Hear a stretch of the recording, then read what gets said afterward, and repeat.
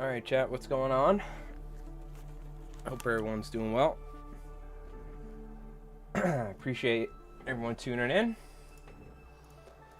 Boot Mount, what's going on? Gonna take a chance, despite being on call for work tomorrow, to squeeze a game in for tomorrow. Ah, very nice. Hell yeah. Very cool. Get the camera loaded up here. We got some hobby stuff to do today. And let's go ahead and swap up the music. I'm pretty sure we're good for this sort of stuff, so gotta go old school classics. I'm still nostalgic for the 90s, and you can't change my mind. Whatever you say. Nothing can be said to change my mind.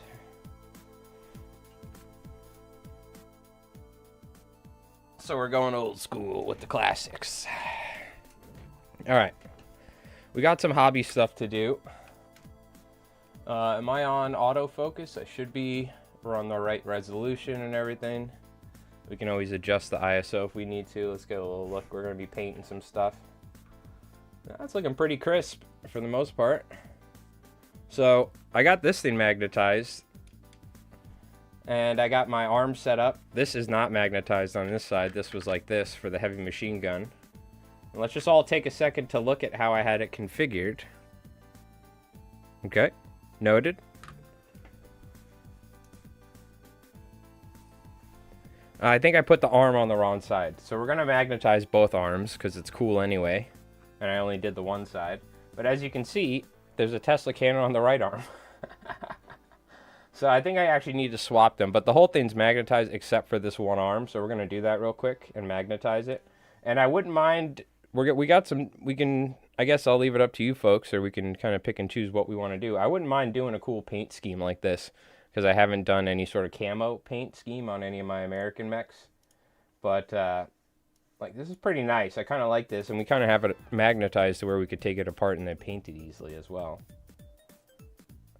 It can swap loadout sides? Oh, it can. Okay, interesting. I didn't know that. Well, either way, I guess I can have it on, depending on what I feel like. I can swap to whatever arm I want. So, that being said, I do want to magnetize both sides, so we can swap it if we like. And it's pretty simple. All we need to do is magnetize it to where it's going to sit pretty much squarely in the center, which I've already glued it, so it should be easy. Now, I did lose. I'm going to show you something here. This was a trick from RP Archives, who makes D&D terrain with magnets. I lost my other side. This is my...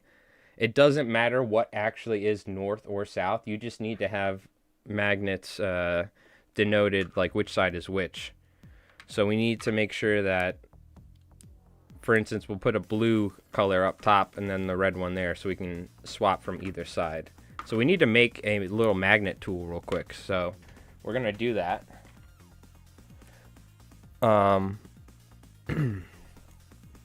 Actually, theoretically, we don't have to at the moment, but I use like hot glue and stuff. It's kind of a pain. So I guess we don't have to, but ideally what you do is you take you find which side's which, and we'd glue another piece to this side, and then that would allow us to have two different size magnets. But let's think this out. We got to make sure we don't screw it up. This side goes down, so we need to put a magnet facing this way. So we need to like... have the magnet facing down like this, and then we're going to reverse it on the other side to where if I don't have a tool, I'm going to have to take the magnet off and do it by hand with a stack of magnets. So we're going to have to make sure we don't screw this up. The main thing is this magnet needs to face this way. Oh yeah, what sort of list are you running? Mountain. Yeah, that was a little extreme. We'll lower that a little. Okay. Let's get we'll start off with a smaller pilot hole, I guess. And then we can, what do you call it? And we can start getting it more dialed in. I'm going to be using these size magnets, so we got to find the right drill bit for this. I have a bunch of random Space Marine arms in here as well, apparently, and grenades and stuff.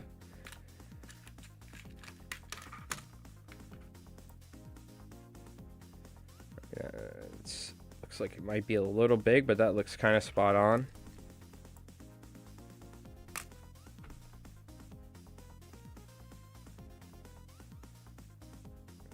Do need slightly larger, maybe like this. One of these. That's too big. That looks good. Okay. So we'll start with maybe a smaller drill bit to start. Japanese 12 order dice and 7 rift dice. Well, we got our new battle report that I started working on. We're, what do you call it? I could take my thing here and start it kind of like this.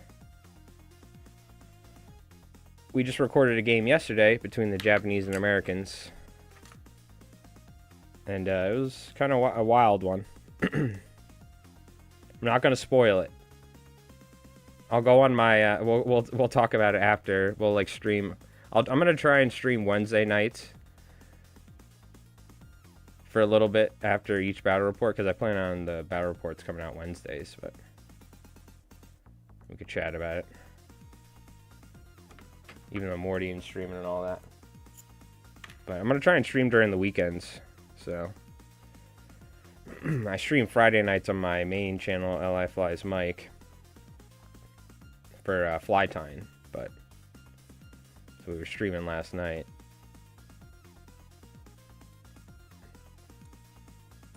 I mean, it's pretty center. I could have been a little to the left, but whatever. Okay, that is not the right size, so we do need to go a little larger.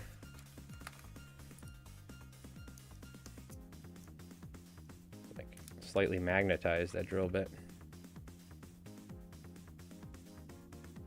See if I can favor one side over the other.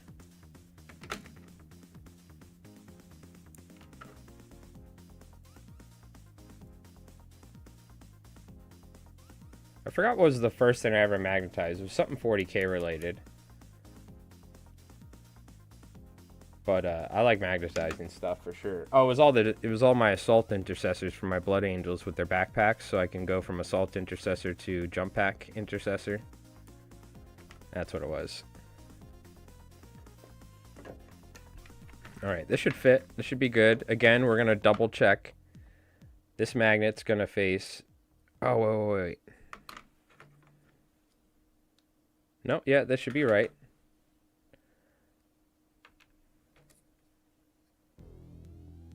And that'll stick like that. Okay. Nope, this should be right. So we want this magnet to go like this. Okay.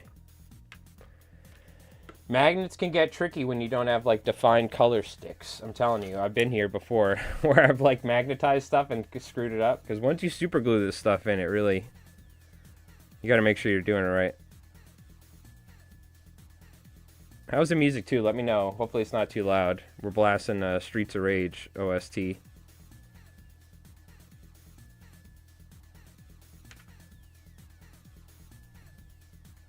Oh, beautiful. You always gotta be careful that it doesn't go too deep. Okay, sweet. So look. We're good to go. Now the main thing is this magnet here needs to go up that way. So what I need to do is ensure that this magnet is facing that way before we do that. We'll get to that. I don't know where that larger stack of magnets went that I had, but we'll use a stack of magnets. Here we go. So we're gonna essentially go like this and stick it up like that. That's how it's gonna work. All right, pilot hole.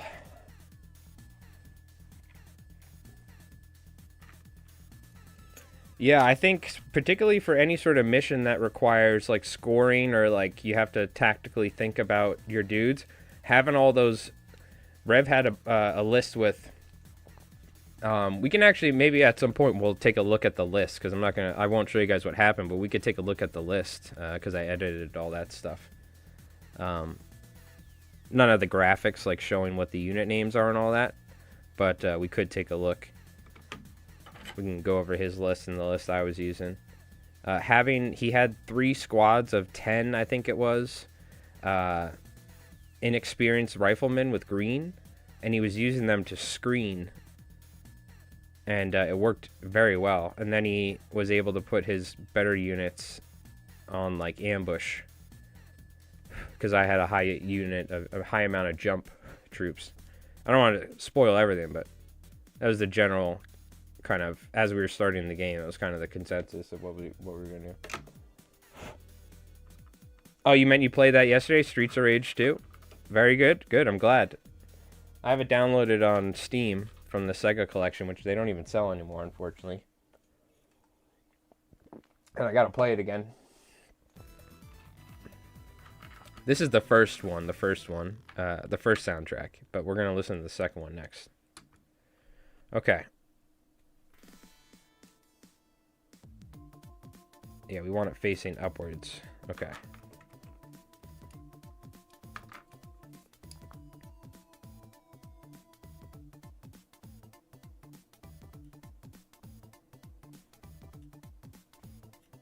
So we're just gonna, it's kind of hard to get it nice and straight here. We should be able to.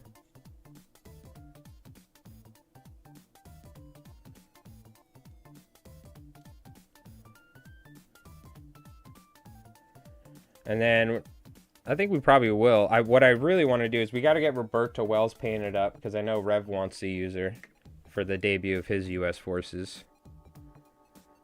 if I'm not wrong. So we're going to paint her up as well. But I wouldn't mind trying to do a camo pattern on this and figure out how we're going to do it.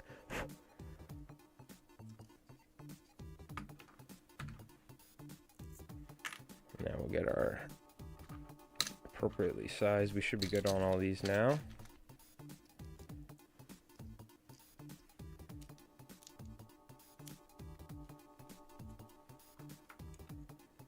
Yeah, I'm like into turn 1. Just started turn 1 on the editing, so I'm gonna try and get that done before out before Wednesday. Hopefully, like at least a day early for members. But I also need to film and edit a fly tying video, so I don't know. Maybe I shouldn't be streaming tonight, but you know, I couldn't help it. I was feeling ambitious. So I do need to record a fly tying video later. And then get that edited. It's probably not coming out tomorrow, if that's the case, but maybe we'll do it like a Monday or something, or Tuesday.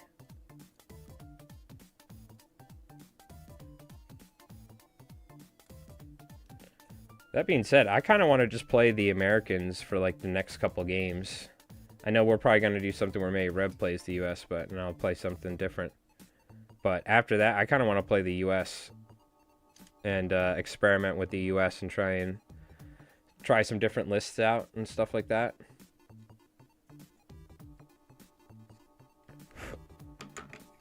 Because they are my favorite list to play, and I want to figure them out.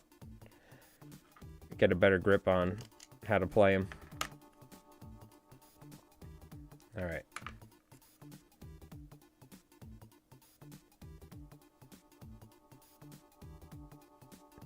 Gotta make that a little larger, I guess.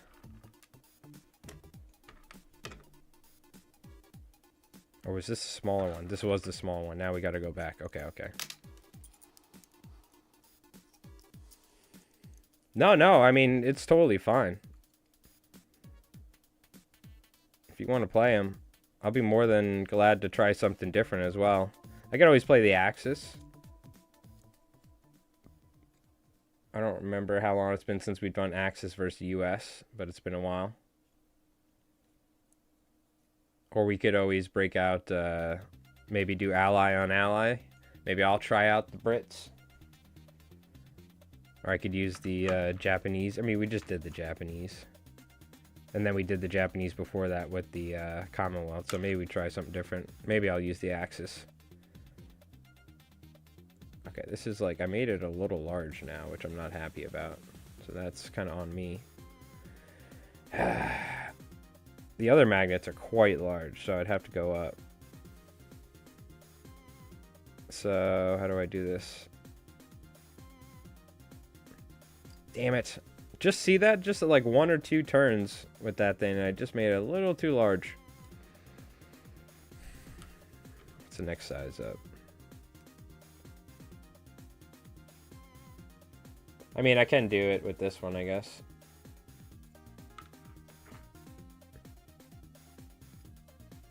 Damn it. You fool. I mean, that's kind of as big as it gets.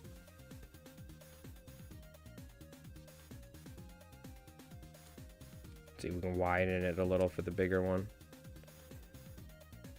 With the larger magnet.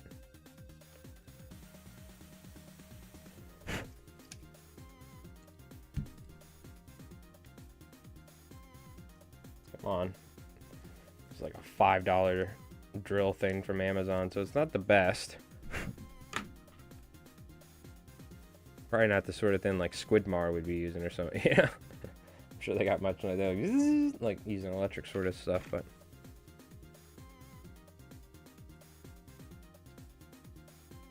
I also have a ton of bolt action American dudes I gotta paint up. I have like 20 painted, and I also 3D printed a bunch of airborne troops, but I do have a bunch of Warlord American bolt action miniatures I need to paint with just rifles and stuff, which can always be used in conflict or bolt action. We are going to have to film a bolt action game here at some point because Rev has a bunch of new miniatures and stuff. Asked about printing models. You mentioned MakerWorld AI models. I tried it and it's insane how good. I'm telling you, that thing is crazy. I don't use it. Rev uses it. I didn't even know that technology existed. You know, they have the, like, you could buy a thing to scan a model, right? And it 360 scans the entire thing using like an imager or something. But I didn't realize that you could just take like an image and put it into a thing. And I'm assuming it's probably using like some sort of AI or something to, you know, figure out the rest after looking at some photos. But not everything works. Like you could try some stuff and it's gonna look terrible, but some of the stuff comes out really good.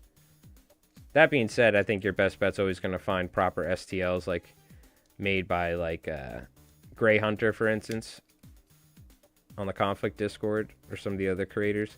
But for stuff that hasn't been done yet, go for it. And obviously, if you can, support Warlord in any way you can. We always try to get the real models when we can. Well, a lot of them aren't even out, so we're hyped for Konlfikt. We want to play, baby.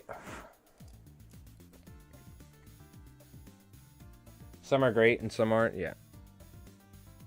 It's going to be hit or miss with it, but the fact you can even do some of that stuff, man, blows my mind.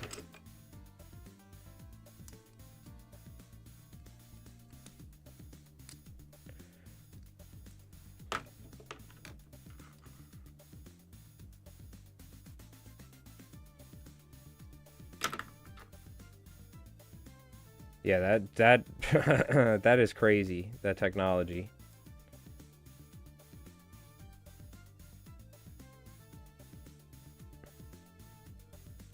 Some of them look so good. I was like, "Oh my god."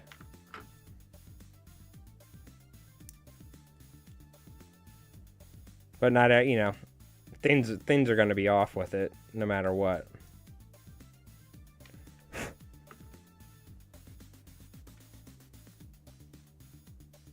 But hey, 3D printer go burr, baby.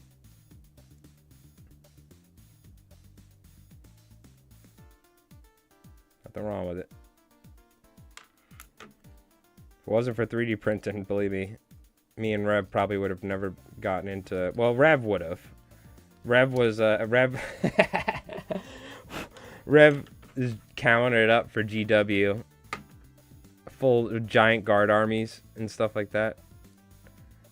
They got about 2,000 points of Blood Angels out of me, and then I said never again. But Warlord, I'll give my money to. $120 for a full bolt action army. Ooh, baby. Count me in. But yeah, without 3D printing, I think like we wouldn't have been able to do as much hobby stuff as or we wouldn't have gotten into it as much. Warhammer and all that. and bolt action in Konflikt. You can try out new units before you want to buy them, you know, and this and that. Because obviously I really love the Warlord minis. Like, comparing something like this to like a real Warlord miniature, the quality is so much better, right? But yo, what's up, Shinobi? You get 30... Oh, for that, yes. It's like you get credits to use that thing or something, I'm assuming. Yeah. Alright, this looks like it's gonna fit once I jam it in there, so let's just glue it up. Enough futzing around. Then we can start painting this thing.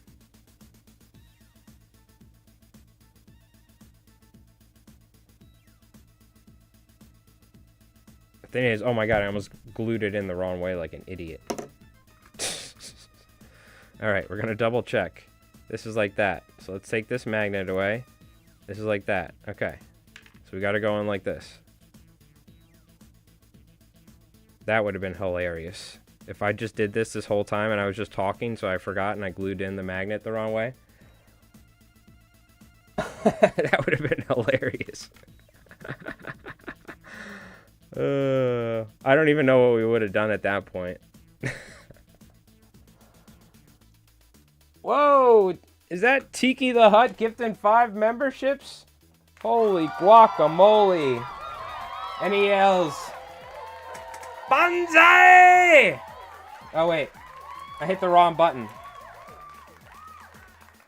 Banzai! As it rings out of the ruins and through the jungles as a bunch of dudes with bamboo sticks come running towards a freaking walker.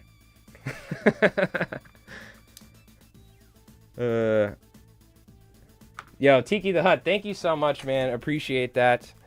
Get some emotes in the chat. Enjoy your early access to new videos. Hey, Shinobi got one. Let's go. Patrick, Trent. We got Chris and Eric. Thank you so much again to Tiki the Hut. Round of applause. Round of applause, Tiki the Hut. Thank you so much, my friend. Very kind of you. For that, I will show you. We will go to the sneak peek, not preek, of the new game. Give me 1 sec. Loading up DaVinci. I'll show you guys a little sneak peek because Rev did a really. Wait till you see Rev's army. You're gonna. This personifies bonsai in every way, shape, or form. All right. First, we'll start off with my list. This is from the new game that we just played yesterday. You know, I don't know if there's a way to go full screen with this. Anyways, this is the list I was playing. We got Slammer Samuels, Platoon Commander Firefly. You can see Slammers there, and put a lot of work. We got all the decals on, or all the transfer sheets on all the helmets and stuff like that. All the shoulder pads. We just painted this dude up. The new Firefly Platoon Commander that came with the starter set. We got 2 units of Fireflies here with 5 Thompsons and a flamethrower, which I found out after that one of the guys has to help the flamethrower, which immensely pissed me off. I'm like, how does that even work? They're flying around. Is the dude like just carrying a fire extinguisher next to him? But we had fun with those. I always love Fireflies. And then we got 2 units of Paragons, which I think they're like the greatest unit in the U.S. Army list. They're my favorite unit in general. We got a decommissioned 30 cal machine gun that only shoots single fire as my sniper guy. And we got a bazooka team. And then we got the walkers, which I added a little decals. You saw we painted these up on stream the other day, so we got a little decals on the side. I didn't want to go too much. I like the bare look of this. This reminds me of like some video games I played in the past. But these guys, I went to town. I put new transfer sheets on the shoulder pads, and we put I sprayed blood all over them. We put transfers on the front, the big American stars and all that. I put blood on their, what do you call it? On their fists and their boots and all that, because they're getting up close and smashing. Yeah, I like the bear looking. And then we got Revs. Are those Spaceman miniatures? Space Nom? What are you talking about? The Paragons? These are... I can look it up. We'll look it up after this in my mini factory or something, but I'm pretty certain it's like they're like space jungle infantry or something. It's like they're essentially Catachans is what they are. They're like proxy Catachans, but they kind of just fit the look of like Paragons to me, and they're larger than bolt action, so that like Paragons came out of Area 51. They were exposed to the rift. I'll look up and see what it is. I forgot the maker on my mini factory, but then we got Rev's list, and he did a good job. No, they're not the War Games Atlantic ones. We'll take a look at my mini factory. We'll find which ones they are. But Rev's list, as usual, he's got the new Walker out, which, by the way, I love this thing, and the arms make a huge difference. But he's got his platoon commanders here. He's got his, what do you call it? And he's trying luck out as well. I think one of them has guts. One of them has luck or something he went with. He's got the Ken Tempai officer or something like that. No, they're not Station Forge. It was like red something or something, the maker. We'll take a look. We'll find it. He's got a sniper. But this is what I wanted to show you, the bonsai, dude. These are the bamboo fighters from Bolt Action, and he's using them as green, inexperienced riflemen. So I love the idea. We were talking about it. I was like, dude, they hollowed it out, and there's like it's just a rod in there, or like a tube, a metal pipe, and they're just sticking like a single rifle round, and like smacking it with like a hammer or something. I was calling them the diaper boys, though. That's what I was calling them. Some of these guys are like wearing underwear out there and stuff. But then we got as well, of course, his he's got a veteran infantry squad as well, which I love. The flag looks great too. And then he's got his ghost squad, which are really good. We really like them, especially we find out they have hard to kill. Yeah, it's not the Reptilian Overlords War Games one. Those are nice though, like some of their models. I think what's his name? Tabletop Command Post uses them. But of course he's got the battle frame. These guys are like, these are some of my favorite Japanese units with the Shiburu rifles or whatever. And then we got the assault guys here, and the new Walker, of course. But these guys are really what I wanted to show you. The bamboo guys, the LM Bonsai. There were definitely a couple bonsais that were screamed throughout the game. But thank you again, Tiki. Appreciate it, my friend. This game will be coming out soon. And, you know, I will say this. Tabletop Command Post said that list was going to wipe the Japanese. That did definitely not happen. That's all I'm going to say. But you're going to want to watch that game because it was like... Rev, as usual, he's a master tactician. So that's the hardest thing for me is Rev is... He's like playing 3D chess, and I'm playing checkers. You know, I'm like playing like a Blood Angels player. I'm like, charge! Or like, you know, like shooting my guys. Rev's playing, he's on a whole nother level when it comes to this game. Give me one sec though. Let's find those miniatures. I gotta log into my mini factory. Give me a sec.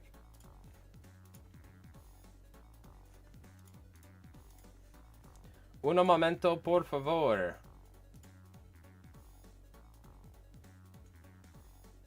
Okay, let me make sure I'm like not gonna dox anything or like do something stupid. So hold on. Library, purchases. First off, Turnip 28, boys, right here. Man, I like also got all these cool Trench Crusade models, and then Factory Fortress shot themselves in the foot. I have all these cool Trench Crusade stuff painted too, like all of this stuff. Ah, here we go. It was Daka Daka Store. Yeah, Daka Daka Store has some good stuff too. I like them. But this is it right here.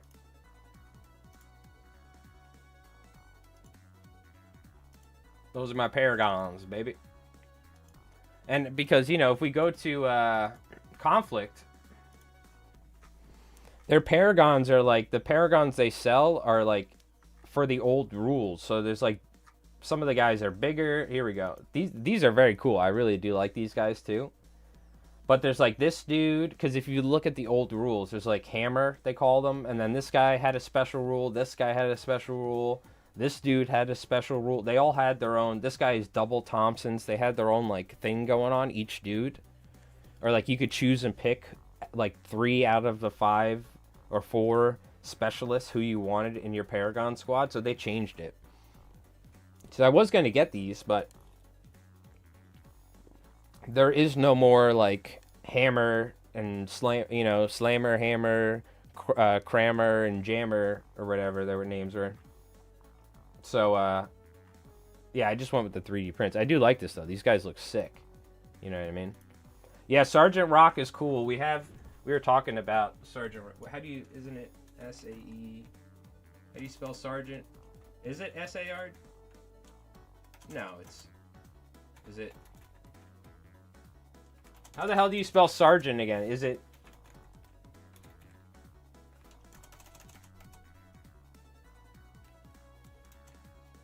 It's S-E-R. Thank you. G-E-A-N-T. It always gets me every time. Yeah, Rev was saying that we should get I should get Slammer, get Sergeant Rock and use him or whatever, because he looks badass. He's double Thompson in it up. And this is from Bolt Action, right? Yeah, this is from Bolt Action. It's $5. I should probably pick one up at some point, man. Well, we can take a look because, what do you call it? French for the serve? Gotcha. I always struggled with the spelling. Yeah, Rev does a great job, Adrian. The tabletop guys are kind of annoying sometimes. He complains a lot, which pulls me out of his battle reps. Well, you know, look, everyone has their own thing. You know how many people complain about me? I love Tabletop Command Post. I love their stuff. Everybody has their own style, right? Of battle reports and all that. So I get it. If you don't, you may not like it or whatever, but if you guys actually see, here's the thing. You are watching my battle reports. Let's take a look. My battle reports, by the way, are highly edited. If you actually watched the full 2 or 3 hours of us playing, like particularly the game yesterday, you would hear me bitching the whole time to Rev. You can ask Rev. I try to stay positive. Back in Warhammer, I used to get so salty when his Lehman Russes, or no, his what is it? What are those Rogel Dorn commanders? How I just couldn't kill him, and he would just kill everything. I'd be like, God damn it! But so if you like listen to like, I'm trying to think of some of these games. I remember watching some of these, or going back at some of these, and some of them I was like, some of these games. If you heard the raw audio of what do you call it? The Drugov games, I bet you half the people would be like, I'm never watching this dude again. He bitches so much. So, but it's all right. You know what I mean? I love Tabletop Command Post. Without him, I wouldn't have been prepared for Konflikt. I was watching him and what's their name? Because I always screw it up. Is it My Mini or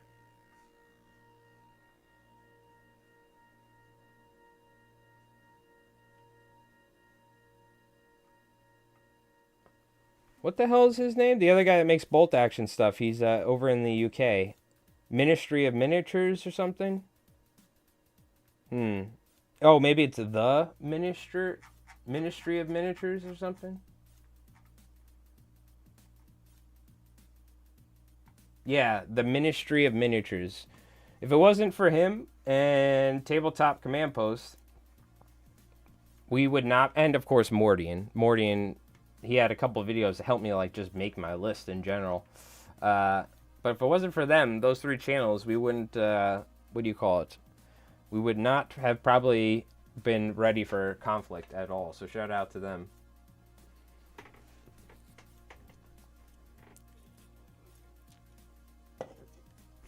You're doing a K47 event in Florida in April. If y'all are interested, oh boy, we'll have to see. The one thing is, what I do when I'm not making Konflikt videos is I take hooks and I put stuff on them, and I sell them to fishing guides and people traveling around the world. And that time of year is when I'm tying hundreds of roosterfish flies for a fish called a roosterfish off of Baja, Mexico. And the owner of this fly rod company is going to go down there and bring a bunch of dudes. So it's like where I make some of the most money that I can out of it. So I don't know if I'll be able to go in April. We'll see. Potentially in the future, I'll try and plan ahead or something like that. But well, we'll think about it. You never know though with Rev. Rev will you got to watch out for that guy. But he also might be working at that time of year. We're on the east end of Long Island where all the rich people live. So pretty much everyone, their job is related to like either the restaurant industry or services for rich people in their mansions. And Rev, what do you call it? He works on mansions and stuff for doing different stuff. I'll let him say if he wants. Yeah, winter time's the best time for sure for those sort of things, but I do a K47 cruise in October. Wait, what? You guys are cruising it up on the high seas playing Konflikt? Damn, dude.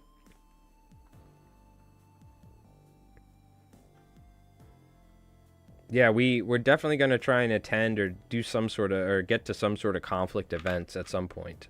For sure. For sure. Especially when, what do you call it?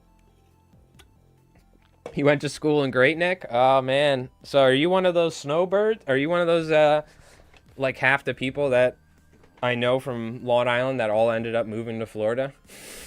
Like my ex-girlfriend as well. I almost moved to Tampa with her, but I was like, nope. I'm a Long Island boy, born and raised. I can't help it. I love the ocean. I love striped bass fishing. That's what I do. I tie flies for striped bass. That's like the main thing I do for a living. All my friends are like fishing guides and stuff like that. We were clamming. We were doing commercial clamming out here. But we're on the east end. We're where the fork of Long Island is on the South Shore. I'll let you figure that out. I'm not going to try and dox me and Rev, but you know where it is. All right. Now we are magnetized. Let's take a look. He did Merchant Maritime for a bit and then ended up in Tampa. Oh, okay. Kings Point. Gotcha. Yeah, so you were like out in Nassau. We're in Suffolk. We're on the like border of the Hamptons. In the poor part. All right. There we go. That looks good. I do want to... I'll leave it up to you, chat. What do you guys want to do? Also, I did want to take a look. Somebody mentioned it. But let's take a look at the War Games Atlantic stuff, because there is some cool miniatures to take a look at. And I kind of wanted to take a look at the Konflikt website, because there is deals and stuff. Well, let's take a look here. Oh, wait.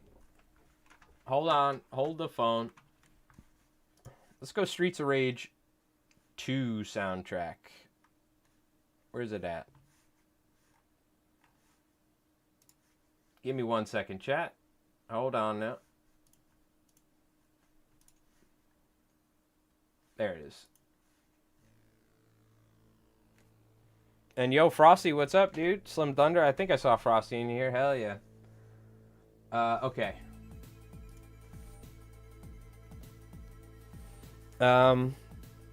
Hey Rev, I'll drop my 1500 point IJ K47 list here. You let me know what you think. Oh hell yeah, dude. Let's take a look. Lots of zombies. Yeah, okay, let's take a look. There's the Space Nom guys.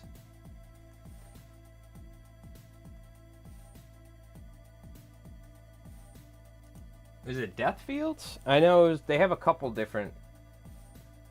See, like these guys, you could totally use these dudes, right? These would make great, like an, the... Oh, what's the names of them?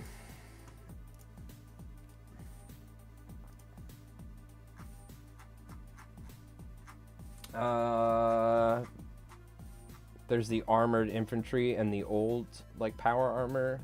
Is it the shock troops? No, right? Not those guys. Fallschirmjägers are the jump.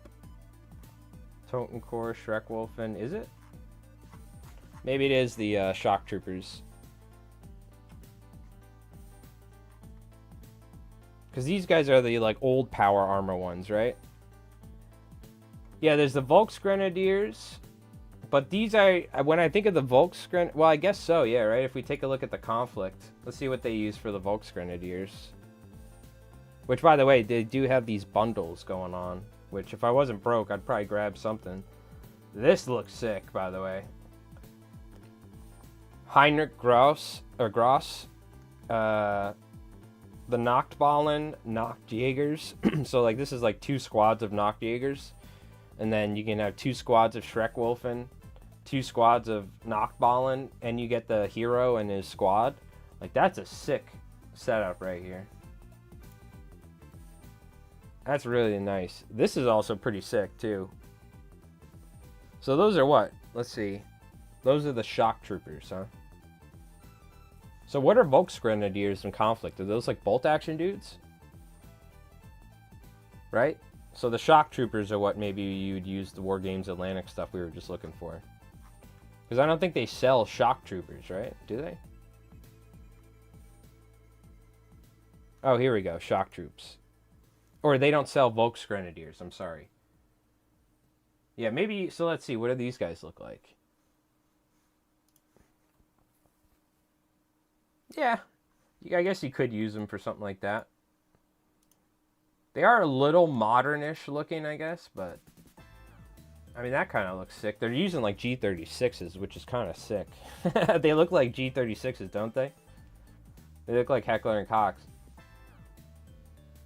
He's got, like, a plasma gun. Yeah, that's pretty cool. Yeah, Volksgrenadiers are generic, right? Oh, let's take a... You also mentioned... Where'd you get your Schreckwolfen proxies? Hold on.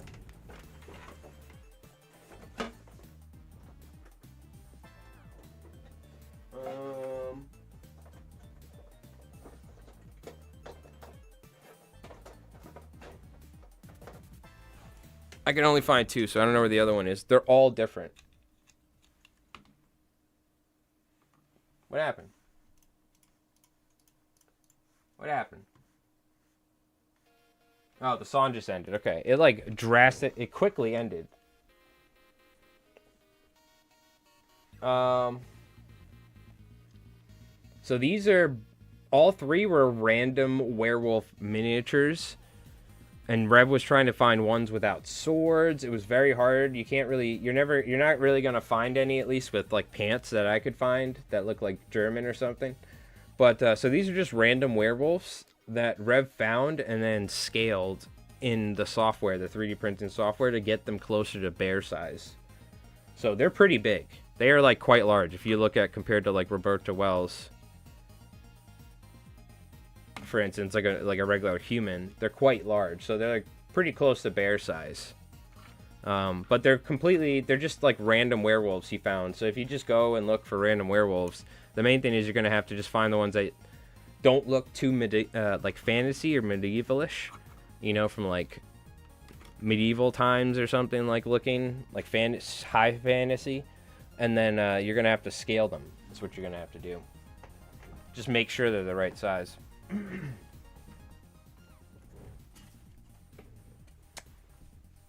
I still want to see the list, though. So, Assault, PLT, Vet Officer, 2 extra guys with SMGs, Combat Blades, Guts, 2 Shibito squads with 6 zombies, 2 Vets, IGA, INF squads with rifles, Combat Blade, 10 guys, Tough Fighters, Vet, Sniper Team.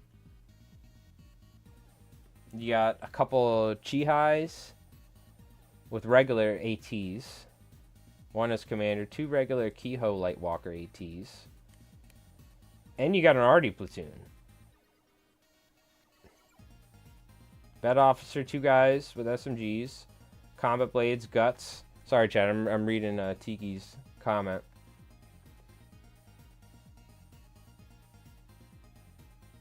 Okay, so, I mean, that seems pretty good. Yeah, we haven't tried the Shibitu, or whatever, the zombie squads. But 2 veteran IGA squads with rifles, Combat Blades, 10 guys, Tough Fighters. Okay, that's pretty good. Vet Sniper Team. Yeah, with the Shiburu rifle. A lunge mine. In case they get charged or something, or you can charge. And then an armored platoon. We have the Chihais. But the 2 regular Keyho walkers. Are those the light Kai Keyhos? Yeah. So no Shiburu or Shibiru cannons. That's less Rift Dice to worry about, I guess. I mean, that seems like a pretty solid list. If you're looking at working, I think the Eisenkern Stormtroopers could work as Schwertruppen. Oh, these guys? No, right? Is that what you said? Eisenkern. No, these are the like Nordic looking dudes, which you could probably do something with if you wanted to do some sort of like, I don't know, some country where they have a Viking background or something. See, everything's kind of split up between their ranges.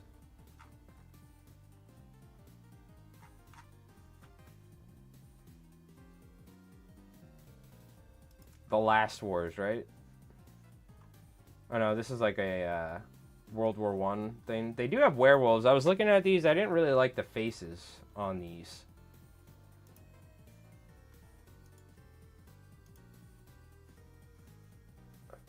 I don't like the way they did the faces on these, but...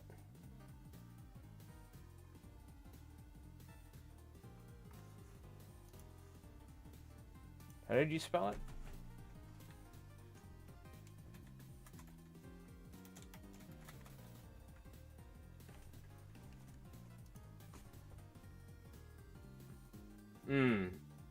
I could see this. You could use them for their, like, the early power armor dudes. The toughness 6. For the Schwertruppen or something they're called. You could also use these probably for the shock troopers as well. You could just pick. But yeah, these guys look like... wow, that almost kind of looks like a Fallout helmet, doesn't it? They look kind of cool. Oh wow, these guys are like dwarves, not Vikings. Yeah, I don't like it. I don't like them, San Diego. I like a lot of Wargames Atlantic stuff. I really do. Yeah, these look good, actually. I like these. The Panzerjägers. It's like the ladies' division. Whoa, their guns look really cool. What is that? They really went for like a over-the-top MOE stock or something, like handguard. Not covering where you hold it with your hand. It only covers the gas tube or something and all the important stuff for when an issue happens. I like that. There's like no tactical advantage to this whatsoever, but it looks cool. You know? Like this right here, it has baffles for the gas tube area, right? To release heat, kind of like an AK block or something. And this is like a light machine gun. This is kind of like, you know, you can see the bolt here on this, and there's just a cool groove maybe for the barrel. That's like the barrel can cool. This has no like tactical relevance whatsoever. That covering on the top. They do look nice though. I like them. That's funny, though. I like that. It looks sci-fi, though, so. You know, it does look very sci-fi. I was also looking at these. We've been trying to look for a little peacock model. That's what we've been looking for. And we found some ski mask dudes right here. No? Oh no, this is the wrong one. Civilians, I think it is. Yeah, these guys. I don't know, that doesn't look little peacock enough for me, though.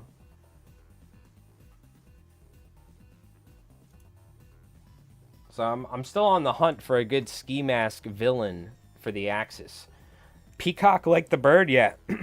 You got to go back and watch the first stream because chat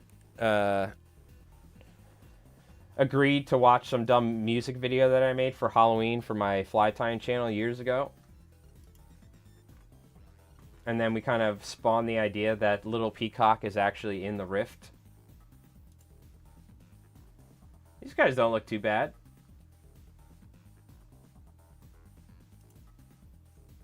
Oh yeah, they even have helmets. Yo, these guys are pretty good. These aren't bad at all. They really should have gotten a more detailed photo on the face, but the focus, I think, is like on the base. It almost looks like.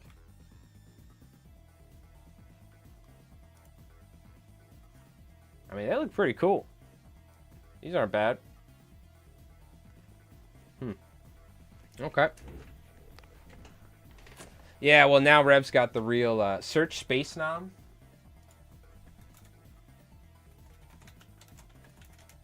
I haven't seen them, yeah. Ah, okay, yeah, I think I remember. Oh, yeah, these would make great Paragons.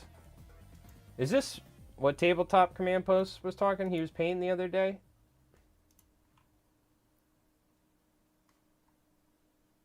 Yeah, these look sick.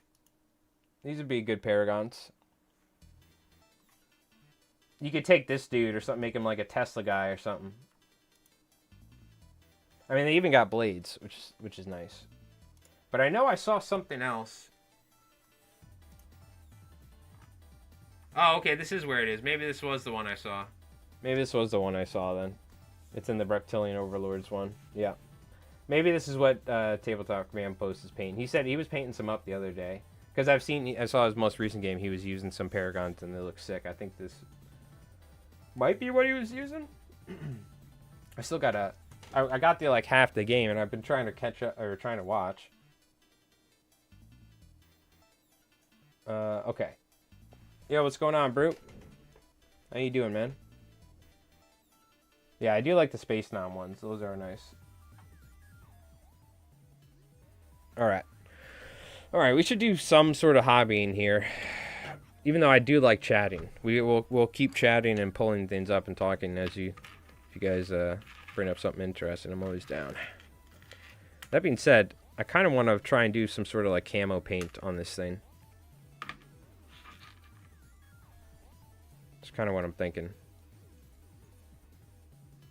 Oh yeah, I'll leave it up to you guys. What do you guys want to do? Or what do you want to see? Roberta Wells. We got Roberta Wells. We got a half track that I could touch, or that I just have airbrushed. We have a, what the hell is this thing called? Not a Kodiak. It's got autocannons and HMGs, or you can equip rockets. I forgot what this thing's called. Another big one. And, or we could do camo on the linebacker. Mud Skipper. No. Is it a Mud Skipper?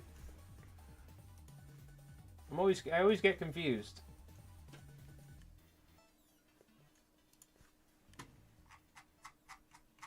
I think I just don't have one. It is a Mud Skipper. Yep, it is a Mud Skipper. Thank you. Despit, appreciate it. You are absolutely correct. The one I don't have is the Grizzly. It's the only one we don't have it. Oh no, the Bruin.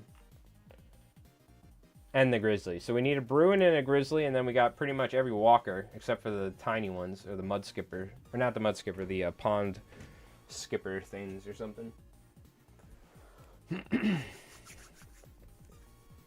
Yeah, there's a pond skater, a mud skipper. They're like aquatic insects, apparently. They're naming them after nowadays. I just got here, so I apologize if you covered this, but have you looked at any of the Marcher minis? I think they were made by Warlords. No, let's take a look. Marcher minis?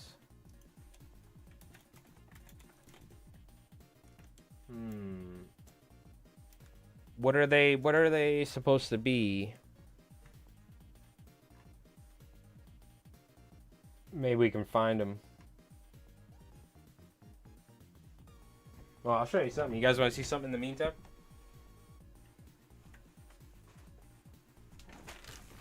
This is my passion project, which I haven't been able to do because we've been full-blown conflicting, but check this out. We got some Napoleonic era dudes with horses and cool hats. And then we got a infantry line here.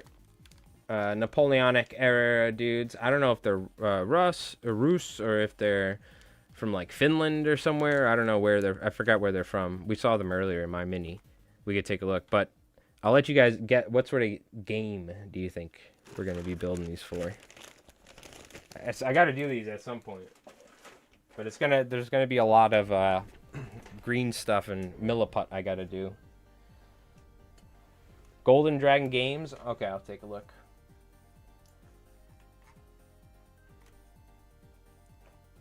These are the guys, Napoleonic era Hussar elites and the French infantry Voltigeurs skirmishing.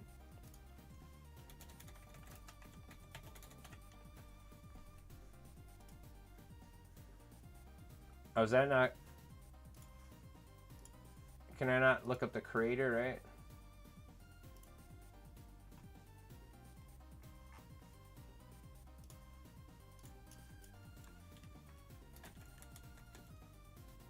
What the hell is it called? Marcher. Sharp or Blood and Plunder? I do like the looks of Sharp from watching Peachy Miniatures, I think.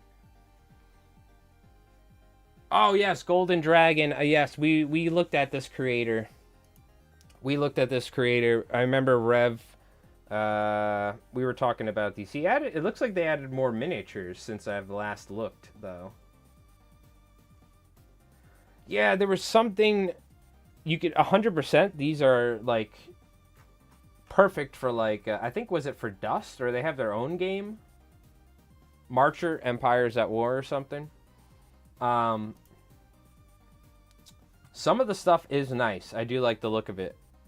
But some of it, I don't know, like, just the proportions of the dudes.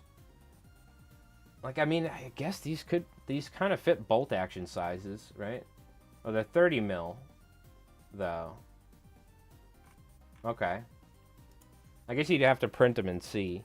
But I was turned off by, like, some of the faces, I think, for some reason. This guy kind of looks cool, though. That's kind of cool. I like that. They've definitely added some more miniatures. Because a lot of this stuff is going to like work really well in bolt action. I mean, in Konflikt. Some dudes on bikes. Yeah, I was like looking at the walkers, you know. This thing could be a pretty good, like, you know, sort of scout car looking thing. And some of these guys, like, I was thinking, they just didn't, like, fit the look for what I was thinking for, or going for. But some of them look nice. Yo, Tiki, thank you for the gifted membership to Eternal. That is so kind of you, my friend. You did not have to do that. Round of applause. Enjoy the memberships, the early access. But that is so, so kind. I appreciate you just hanging out and watching. Yeah, the automatons. Like, some of this stuff... Oh, this is what I was sending to Rev. The Russian... The Soviets, that's what it was. Some of this stuff looks pretty cool. On this side. Like, that looks pretty cool right there. Right? Like, that, I would totally use that on the table for Konflikt. I would totally use that. I would have no problem.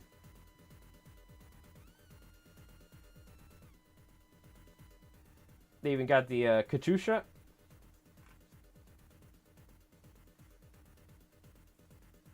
But yeah, there was just something, I don't know. Something about the look of the infantry kind of turned me off a little bit. I don't know why. Because, you know, even Bolt Action has, like, if you look at Bolt Action in particular, it has, like, a goofy look. But that's, like, kind of part of the look. Like, if you look at the proportions of the guys, you know what I mean? It's got, like, somewhat of, like, it's got a specific art, like, a specific style to it. You know what I mean? It's, like, almost, it's kind of goofy. It's, like, a little goofy looking. But that's kind of the charm of Bolt Action when it comes to their dudes. And, I don't know, this kind of, like, almost has it. But it, you know, it just doesn't, I don't know. They look great. If somebody played with these, I would be like, yo, that's a sick looking army. You know what I mean? But, I'm always very specific with, like, any miniatures that I print that are, like, dudes for Bolt Action or for, what do you call it? For Konflikt. Because there's, like, a certain, like, goofy look to these models. I'd say with Konflikt, they really, like, it's much less goofy looking and it's more, like, serious with the newer model ranges. But even, like, if you even look at the Fireflies, like, some of the faces on the guys, a lot of them are like this, but, you know, some of them are a little funky looking. For sure. If we look at some of the different infantry and all that, especially some of the older stuff, right? I think now they're, like, getting some more sleek, newer stuff, but... So, is there even a heavy sniper? I think there is, right? Is there a heavy sniper in the book? That guy looks pretty sick.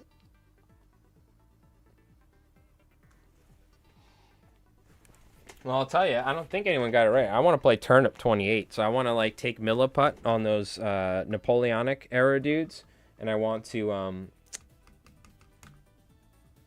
what do you call it?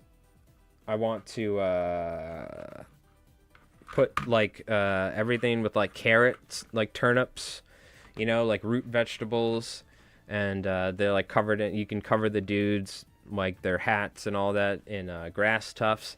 I want to make, like, mushroom riders where I have these little wooden mushrooms that I found at the dollar store, and I want to put guys on them, like, riding mushrooms. You know what I mean? Nah, man, you got to quar it up. Ah, you're one of the quarrers, huh?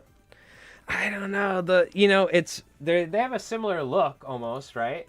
We can go to quar. Where is it? Isn't it War Games Atlanticus quar? Right?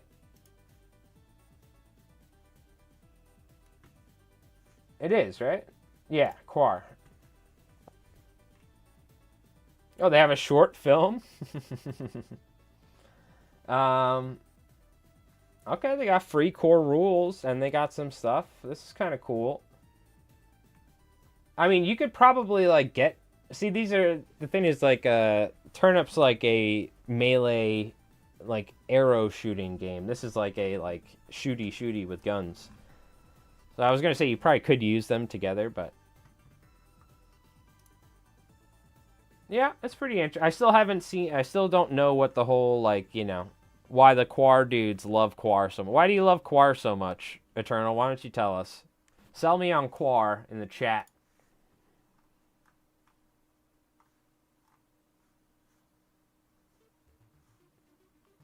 Because I get it. This is like a also funky looking, like, type of turnip looking thing where it's, like, very abstract. You know what I mean? 28 mil. Okay. I bet you could totally use these guys as Turnip 28 as well if you wanted to. Screw it. Be like, my guys have tanks. Haha!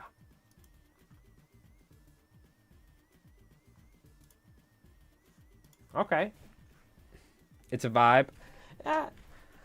Quar is World War I era trench level. Or tech level. I only know one YouTuber who talks about quar. I've seen some stuff from different, like, miniature dudes talking about quar and, like, you know, showing it off and whatnot. Yeah.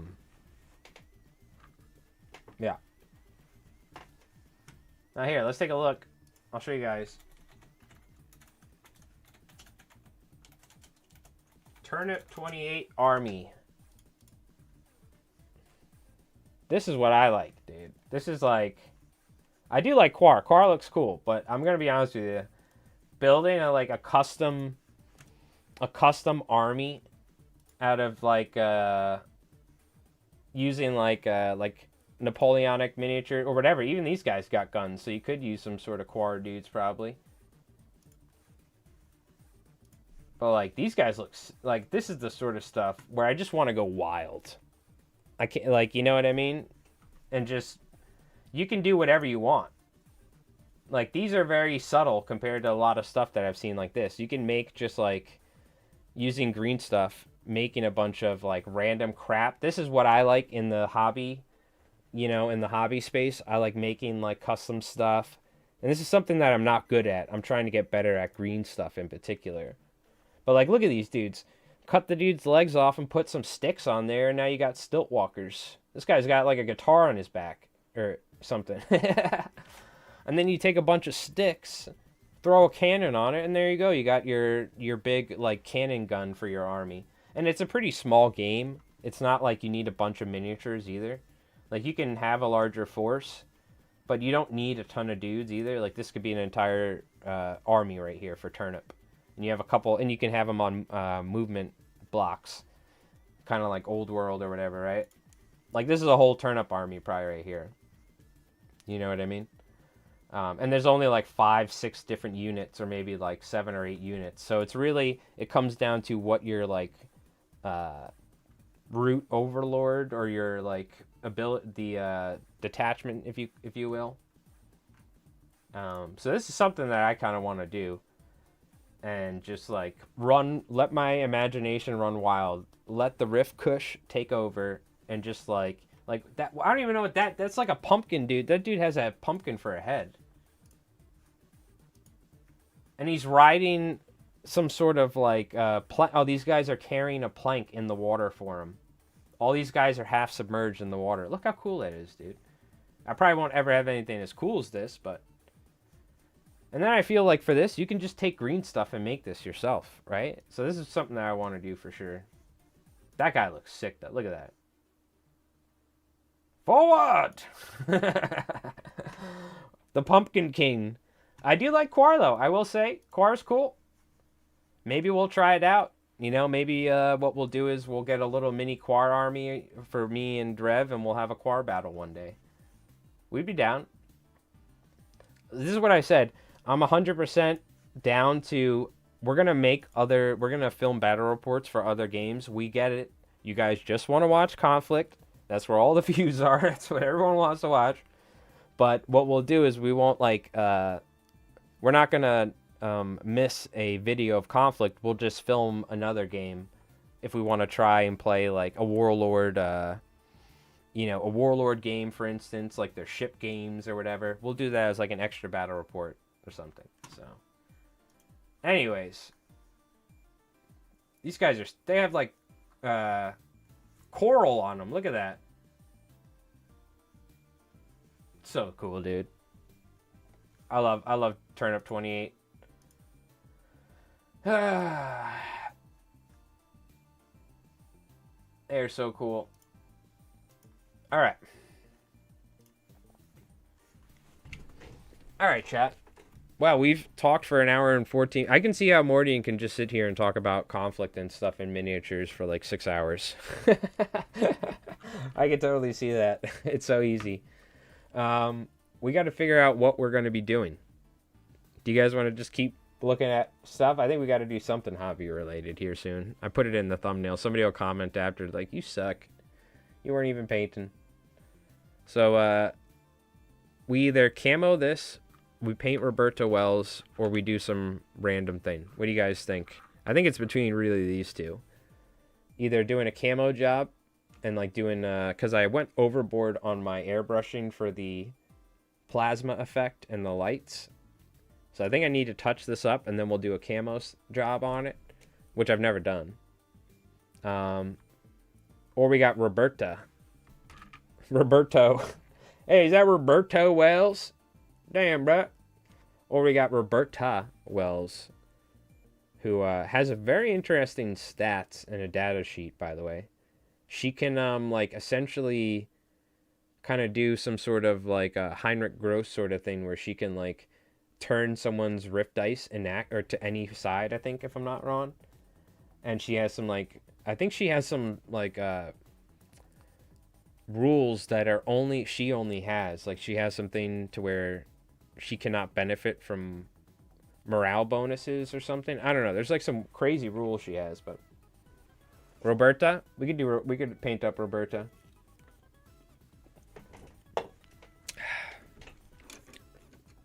I've not eaten dinner yet, though, so at some point here, maybe soon, what I'll do is I'll just, like, run down and shove some potatoes and chicken in my mouth while we take a quick break, and I'll grab a drink real quick, and then we can get started, because we've been chit-chatting. I do want to, let's equip all of our accoutrement for our linebacker here. So, I don't know. Are you guys using bases for your walkers? Because we haven't been. And this one came with one. Every other one I haven't been. Part of me wants to. So I see AI was in here pretending to be Tiki again. Yep. Is that what that was? Oh, okay, that makes sense. He was speaking in code at some point. Actual 1011s, 0111s. That makes sense. Whatever we can get done. Roberta should be pretty easy to do. So what do? We start with her flesh tone first. I might, if I want to give it a more dynamic pose. That's something I kind of wish I did. Because that's such a static pose that I'm not... It's like, I don't know, the way he's just standing there. I kind of wish it was... let me turn my mic down a little bit so I'm not peeking on you guys. Okay, that makes more sense if you're doing like he's standing on one foot and he's like jumping or something. Yeah, I would like to do something like that the next walker kit we do get. I think we probably need to do her skin tone, which I've been doing a mix of like speed paints and then touching up with real like just like peach, skin tone. We got to paint her.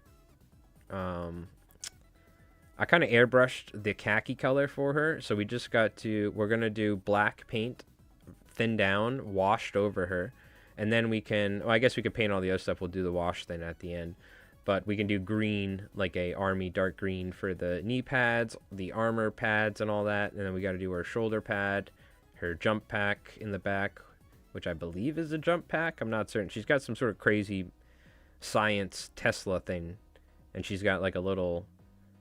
Fallout device down there or something, so, and her Tesla Thompson, which has a flashlight or like a grenade launcher on the bottom or something. It looks sick. But yeah, the Vogelspinner, I could see definitely any like multi-legged walker you don't want on a base, but I've seen people put them on bases and they look sick. I'm using a base to do the linebacker pose like Ed Scar. I saw his, he had some videos in the Discord, so I checked out. I got to make sure I subscribe to his channel. I haven't gone to take a look yet. I did the linebackers, but I did it on the linebackers, but on the German walkers I didn't, yeah. The resin metal walkers need bases. That's the other thing is like if they're metal or resin or something particularly, maybe they're like top heavy. I could see perhaps. These plastic ones are very nice. These are like, especially because we use rocks, we use like random crap. We have like terrain pieces and like stuff. So these walkers a lot of times we're putting them on uneven surfaces. So the plastic ones have been pretty good when it comes to like not falling over and stuff as well. Yeah, I have Roberta Wells in a half track with like freaking a bazooka on her shoulder. All right, what we're gonna do quick is let me just go grab a drink real quick. I'm gonna like eat a couple there's like some small potatoes, chicken. I'm just gonna like shove some food in my mouth real quick, and then we can come up. What do you call it? We'll come back and paint these up here. So just give me 1 second, chat. Now's a chance to stretch your legs out a little bit. Go grab a drink yourself, use the restroom or whatever. And we'll be back here in just a moment. I'm thinking if I want to subject you guys to the little peacock music video, but if I play that too often, then you guys are going to expect it, and it's going to turn into this whole stupid thing with that little peacock video. It would give me enough time to like eat some food though, so I am very tempted to do it. So put a 1 in the chat if you want to listen to the Halloween music video from 2022, I think it was. Or do you want to just we'll like put on like a battle report or something real quick? Well, you can't play it 3 times in a row. That's actually against the law in my county. They made a law about it.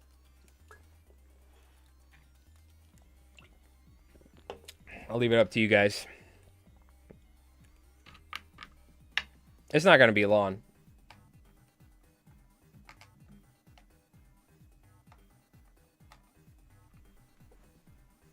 Crickets? Do I have a cricket sound effect? Hold on. I have an alien gasp. Oh, I do have a gasp sound effect. Let's listen to it. Okay, I got a magic bomb. Explode, insect attack sound effect. Militia voice. Oh, okay, okay. Do it? All right, we're doing it. Again, though, I need to make a thing. It's like, it's going to be like this. Hold on. Jerry, stop the Streets of Rage music. I need like a thing that's like, warning, warning, cringe detected, and it's like woo, woo, woo, and it's gonna say if you're like if you're prone to like cringe, getting over cringed, then don't watch this. You know, come back in like 10 minutes or something. So I've warned you now. I've done the woo, woo, with the cringe alert. So good luck. All right, that's all I'm gonna tell you. That being said, this is what happens when you smoke too much Riff Kush and you tie flies for a living and you stream on Twitch to like 10 viewers. This is what happens.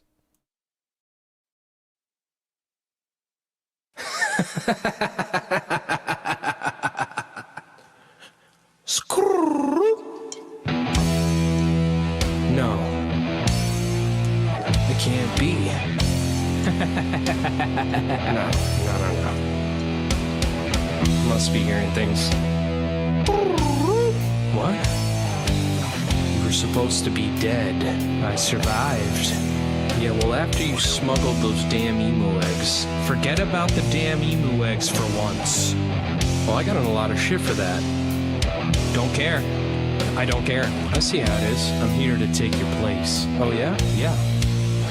Let's settle it. A musical battle. Mano y mano? Me? L.I. Flies Mike? Yeah. And you? Me? That's right, you. Oh, me. Little peacock.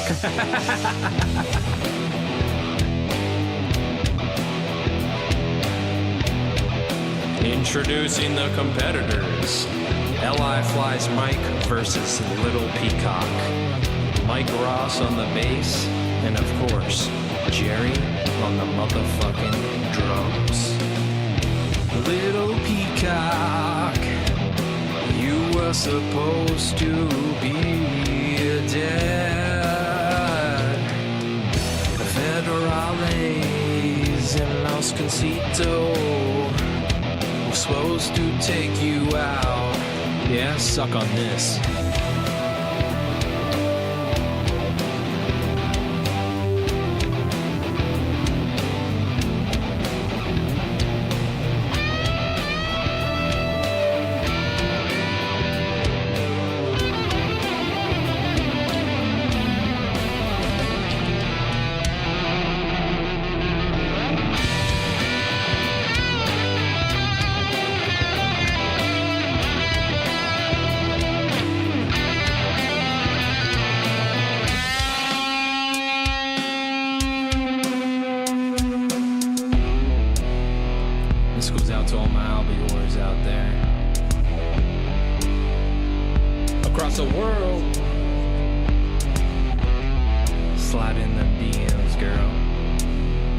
thought get rid of me? Nah. I'm just getting started. You can stop me with all of your might. Hold up, let me crack this Philly just right. Ski mask and Cavassier. Just ask your girl cause we all play. I'm on a mission to conquer this front. In the Porsche, rolling fat blunts. Emu eggs up in the back of the trunk. Fat stacks of the Benjamins, yeah. You hit me up, what do you need? Polar bear, jungle cock, making green. Mop fly, squirmy worm, you chuck a meat. Snag a trout off the reds any week. They say, little P, have you no shame? No, I sold it for a double lemon haze. Damn straight, yeah, you're hearing this right. Little peacock in your face, tearing up the mic. It's a chore, juggling these alley hoes. Texting booty pics across before a phone. In the DM, saying she's all alone. I'll be real quick, girl, let me slide in from the back door. But enough about me, you know I'm the shit. Fat cock and all, it's legit. You get one chance before the final hit. So what you got to say, you little bitch?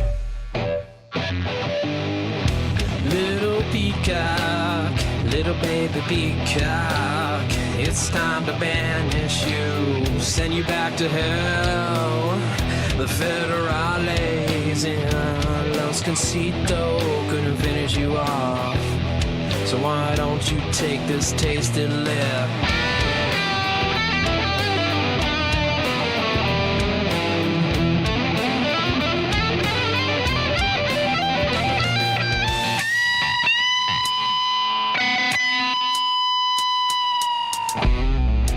You really thought you can get rid of me? You never learn. Sheesh. I'm invincible, cuz a true motherfucking immortal being. The hoes on there getting hot, burning up. Got these tricks that hanging from my nuts. A lyrical flow before I'm singing. My inner power fueled by sticky green. Just metaphysical of molecules in space. And time itself stops as I erase you off this rock we call Earth on this very day. You can go to church, won't work anyway. Now to regain my throne here on Twitch, let me explain the situation real quick. I can see you shaking down the spine. At this time, little foul hooked fish on the line. I'm a tiger shark ready to attack. No way in hell you're holding me back. Sitting with the blicky up in the trap. A harem of hoes and making that booty clap. You know what, cuz I ain't gonna front. I just feel bad at this point. Beaten up, broken down. L.I. flies Mike, the fly time clown. Are you ready? It's time for the prophecy to come to light. Alright, Mike Ross. I never asked much of you. Maybe just a fly here or there. But I need your help. I need you to put down that bass guitar, pick up that motherfucking Strat, and let's melt the world's face off. You ready? Let's do it.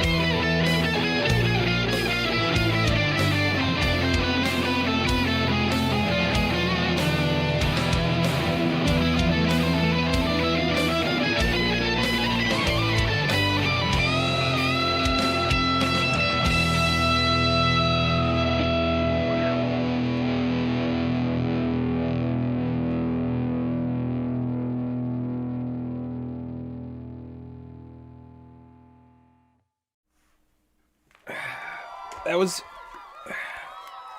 Sir Rupert. That was the delusions of a madman. That's what happens when you stream on Twitch. That's why I started multi-streaming. Otherwise, we'd more of that cringe would come out. But that was from the 2020 Halloween special on my Li Flies Mike Twitch stream. And that was before AI. We had stuff like that. That's what I'm going to show to my grandkids. Before AI, we used to do stuff like this. And they'll be like, what the hell are you smoking, Grandpappy? We had the good shit back then. Before the AI, bud. We had Riff Kush. Yep.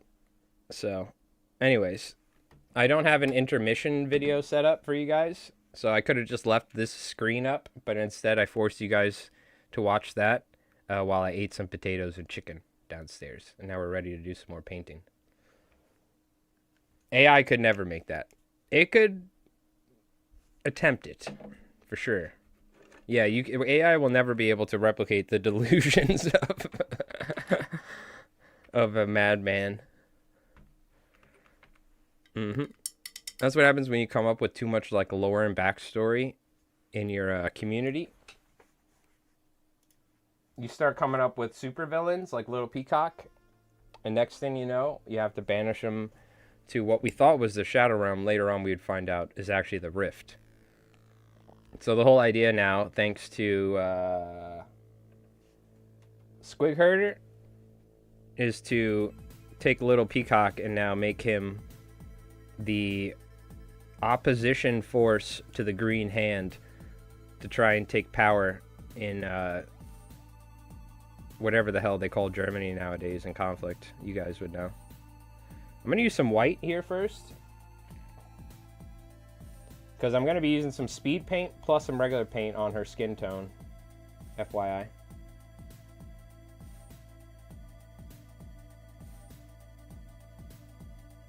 I cannot even, like, see the strap on her face, but this is where I like bringing the mini super close to me. But she's got a shirt, it looks like, so we'll get her neck.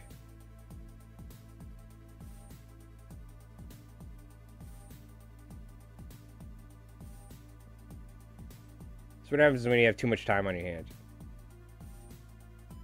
You make fishing lures for a living, you stream on Twitch. So like 10 or 15 people who watch you, and you come up with crazy backstory.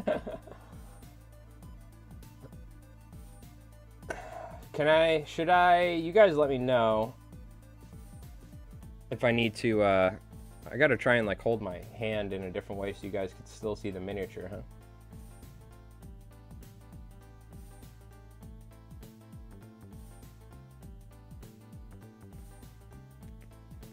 The way I usually paint, I airbrush, get the basic tones in, and then what I'll do is, because I don't want to have to paint the whole miniature with the brush, I'll airbrush the all the khaki colors. I primed her black using some, like I try to like do the priming the same, so like I use the same primer on my American Forces. It's oh man, I think it's one of the Rust-Oleums I get from the hardware store, but it's such a good miniature priming paint. I've been using it forever now. And it's a matte black. And then what I do is I airbrush the khaki. Or for instance, if I'm doing the walkers, I'll airbrush the armor. Like a main dark color, and then I'll go like a highlight. I don't think I did a highlight on the infantry though. I'm pretty sure Little Peacock sold me some bad emo eggs back in Philly in the 90s. Sounds about right. In the alternative timeline of K47, the rest of the world calls Germany its proper name of Deutschland. I thought they, like, isn't there, didn't they come up with, like, a name for it? Or do they do call it Deutschland?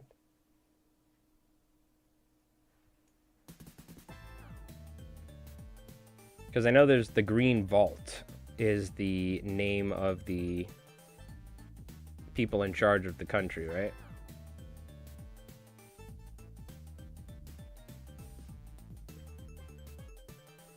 By the way, we're listening to Streets of Rage 2 soundtrack. I gotta go and see what were some more Sega banners. Because these won't copyright us, so these are nice.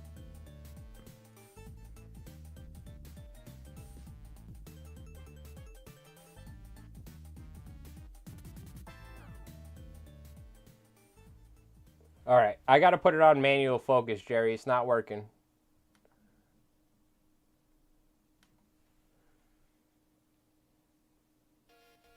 Where am I keeping my hand when I'm painting? Right here?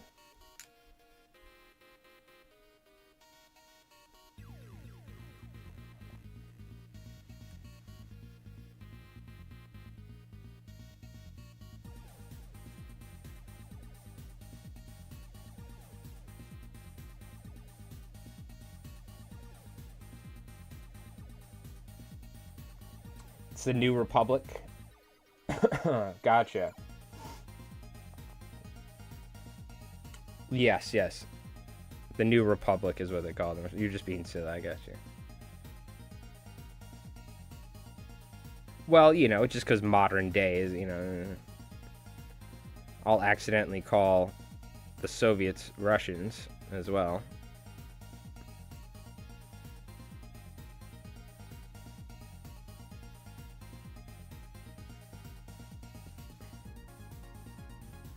Even though they are separate, it's easy to blend IRL or modern terminology in by accident.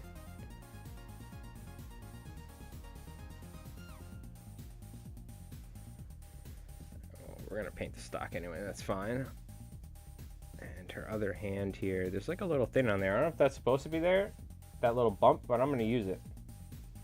Bro, I almost painted a green hand on my guys because of you. I thought it was canon. Oh my god. I really hope there are people that that do that, okay? We're going to have a green hand special detachment for Axis one day. That's what we should do. That should be a test for us, Rev. To do our own custom faction. Because I plan on doing a Turkish force. And like finding custom, or doing, finding minis with like a Ottoman style look. So we plan on like one day making a custom faction like PDF. I don't know how that'll go and what it'll be like, but that's kind of inspired from Tabletop Tactics because I'm an Emperor's Children player as well, and before GW gave us the Emperor's Children Codex, they came up like a month or two before, they came up with their own Emperor's Children code or like detachment for people to play with. So that kind of inspired me. I would love to make a Turkish army because my father's Turkish, and Turkey was neutral to the end of the war, and then they joined the Allies essentially, or agreed to work with them, and the Allies supplied them with some stuff and whatnot. They were hoping they would stop the Axis from pushing into Europe. So we might do like a custom detachment, but a cool, I guess a good way to like do some tests and stuff and like try and see how we could do it without like making it too overpowered is maybe do a green hand sub, like army list or something, or like army rules. You know what I mean? Do something different or something. But the idea is to make a custom Turkish faction at some point. It's gonna take a while, so I'm not in any rush, but I want to do some research too. Probably gonna have to either find some real minis and maybe even some older World War I stuff potentially, or like, I don't know, I'll have to see. Okay, I'm kind of sitting down here a little bit, so let me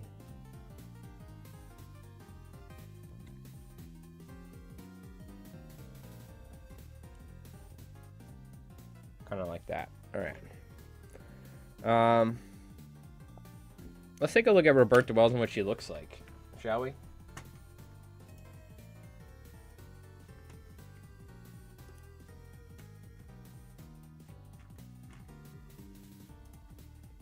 Damn, what a banner, dude. Again. How far? So, what did you like about... You like Streets of Rage? It's good, dude. I'm gonna have to... I have a small Anbernic handheld device. I'm gonna have to go back and play it. I almost beat... I'm pretty sure I'm like one chapter away from beating Chrono Trigger on that. That's what I was playing last. That and Colin McKay's Rally. So good. That's one of my favorite games to play on there. So this is a different miniature, but I just want to see what the color scheme looks like. So the kind of greenish on the pads. And this model is different. She doesn't have these pads and stuff, but okay. And one thing I know is this armor pad is green. I don't know why. I think I'm going to paint it because I did for Slammer Samuels. I'm going to go both sides. We'll have an American flag on it, but... You might give alt history reasons for why the Turks have more British-style uniforms, maybe being supplied by the Brits, the 8th Army or something. Yeah, for certain. For certain. I think it might be just a, you know, swapping heads sort of thing from some other miniature kits. Or finding some 3D printed heads, you know?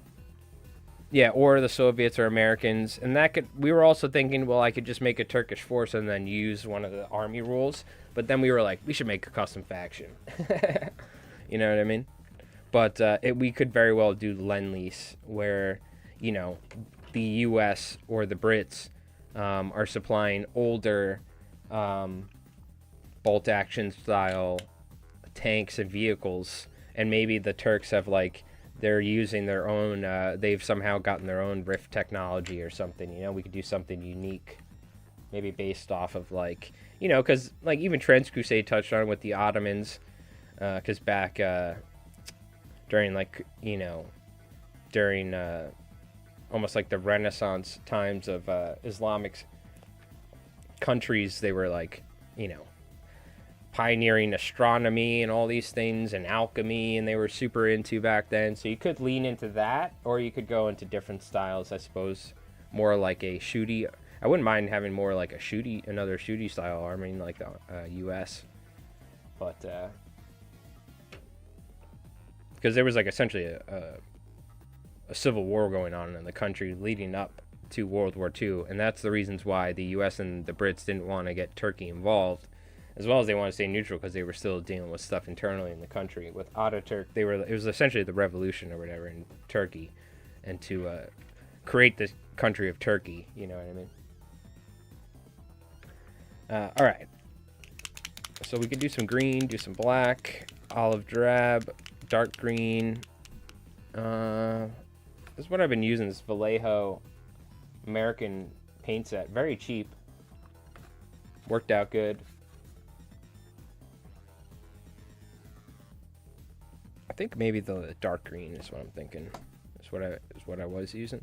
But olive drab, we could try it. We can put two... We'll put them out, see what they look like. If you have them fight the Soviets, they could use looted Soviet Mark I or Mark II armors. Yeah, like that's the cool thing is we could always say that they're scavenging. They've maybe been, you know, they supplied both, you know, because what actually happened in World War II is for defense use for Turkey for themselves, they bought Soviet T-37s or something. I forgot what they were. T-27s. They were literally, it was a tank with just a machine gun. Like, they were absolute crap. Like, even the Turkish military was like, we never can buy these again. These are terrible. But that's what they had.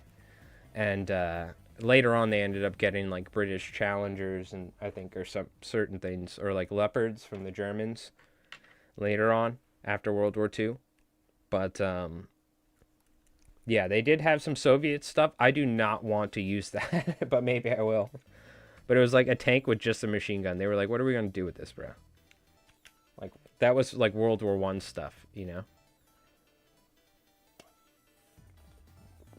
But you could easily have it that where they've been dealing with other countries or where they've looted stuff from battlefields. Right? Totally. I like it. So with that greenish color, I'm going to go with this, actually, which I don't even remember which one was which now. It's probably the dark green versus the drab, I'm going to say. That's what it looks like.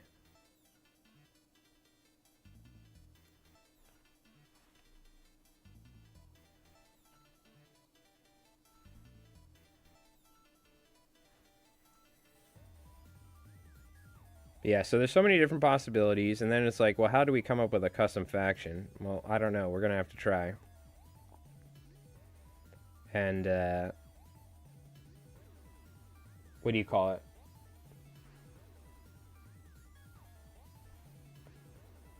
and figure out what we're going to do with that. You know what I mean?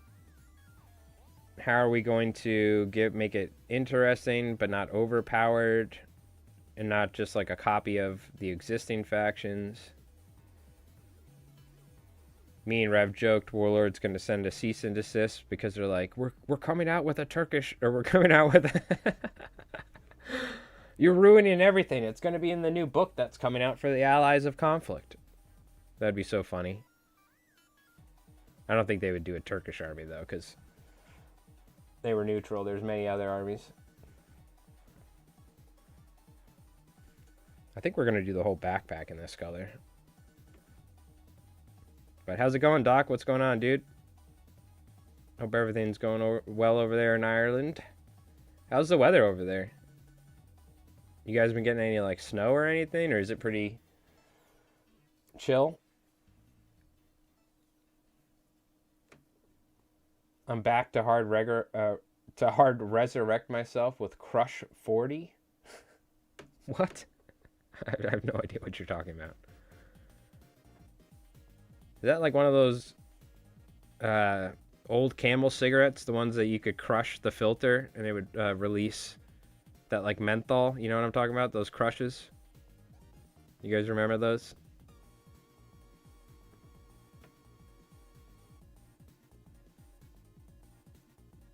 I do not know what Crush 40 is, though. Crush 40. Oh, it's a band. Interesting. I'll point out some, I was telling my fly tying chat the other night, but there's a couple bands that I've been getting down with. One is a Italian classical band from the 80s, but they have a couple songs popped up, and we talked about it, but they popped up in my recommendations. I was like, dude, these guys are sick. And the other one is this newer modern-day French band. It's two people. And the main guitar player and bass player, because he plays both, he's got a double neck. I think it's Agni de Poitrine or something is their name. Dude, they are so good. I was like, I got to start playing guitar again after listening to that dude, because I have a looper and everything. I was like, I got to start having some fun. It's been a while since I played guitar. I'll check out Crush 40. What sort of music they make? Oh, smacking the microphone. It's very hard not to move my hand when I'm painting, and I'm trying to keep it in the same spot. This is why I've done a couple painting videos. It's such a pain in the ass. I was like, I'm not doing these anymore. I think we're going to do like silver and put some colors in there, because she's got like tubes of serums or something.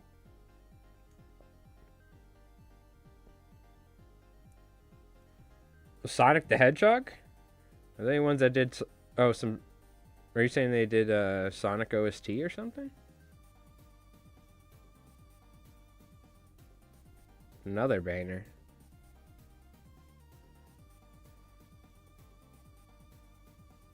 Yeah, this is Yuzo Koshiro, I think is his name. The guy who did, as well as some other folks, but who did Streets of Rage. And I've been listening to some of his live sets recently. I'm like, dude, this, oh my god, so good. So good. What else do we want to paint green? Maybe her pouches? Or we could do the pouches brown. But she's really just got a jacket here. The other model has so much more, like, armor.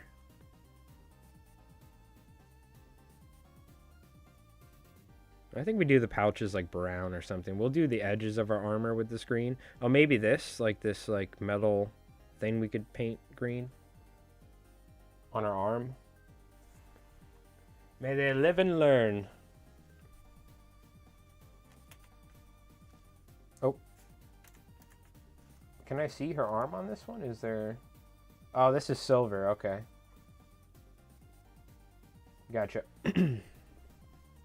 Yeah, so I guess she does have a jump pack in the newer model. I don't know if she actually has rules, though, for a jump pack. Not certain.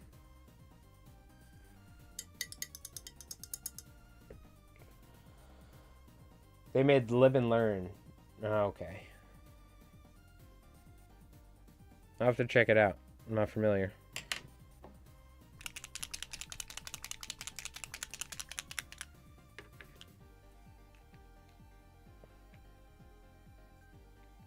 A little black for some stuff. We need brown, which I don't really have a good... My German brown is better, which I've been using, but maybe we'll use some of this field drab and mix it.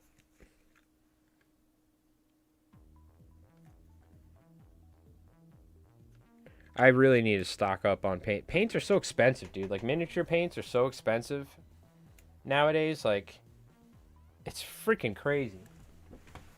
So expensive.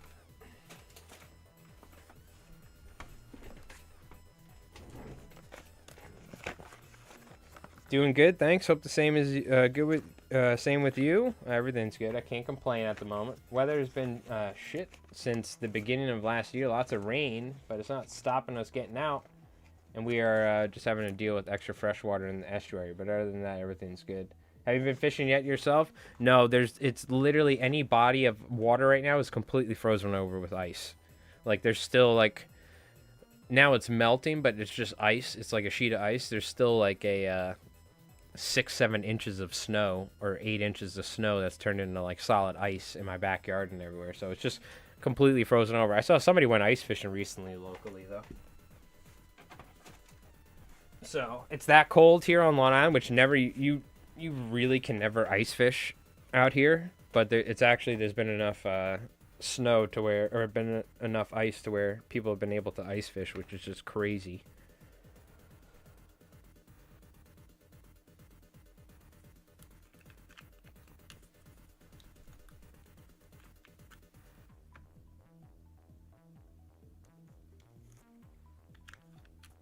All right. Yeah, I like this German brown better, honestly. Yeah, you know, it's wintertime. I'm used to it nowadays. As long as the fishing's better in the spring this year, for sure. Hopefully the fishing is better is all. If you guys don't know, I spent a lot of time fishing for striped bass out here on Long Island. And the fishing was terrible last year. I should probably switch to a bigger brush, but my brushes are crap right now.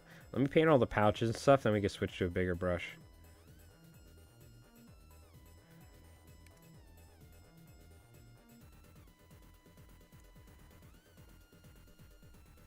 Also, go back here, yada yada yada.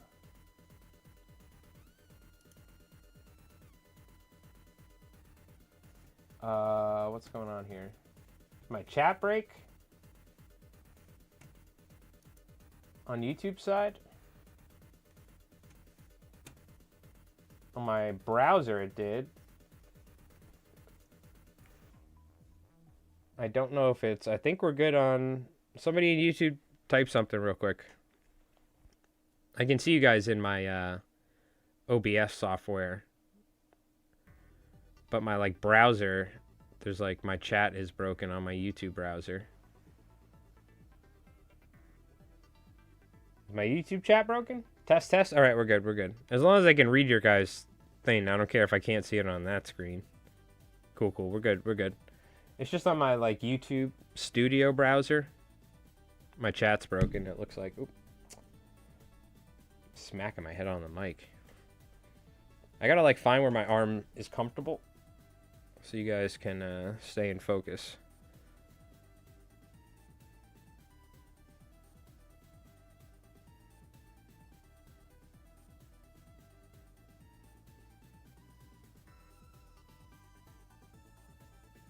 Paint the pouches here.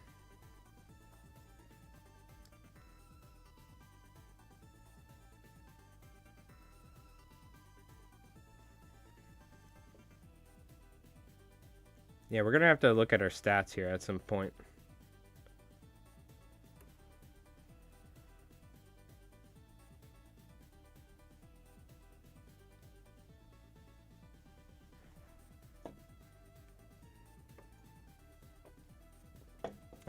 Quick little sip. Hello, how do you do? All right, we got pouch here. Looks like a pouch. Yeah. She has a bunch of little, like, gizmos and doodads. She's like a scientist. Roberta Wells is her whole thing.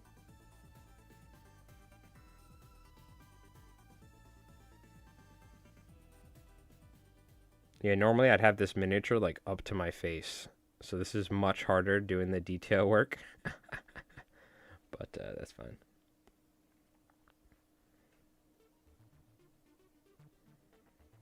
Does she have any, like, straps that we want to paint this color? Maybe we'll use the other beige color for the straps, just so we get, like, multiple colors going on. I'm going to use this leather color, or this dark, I guess we're calling it leather now, for her jetpack strap, looks like.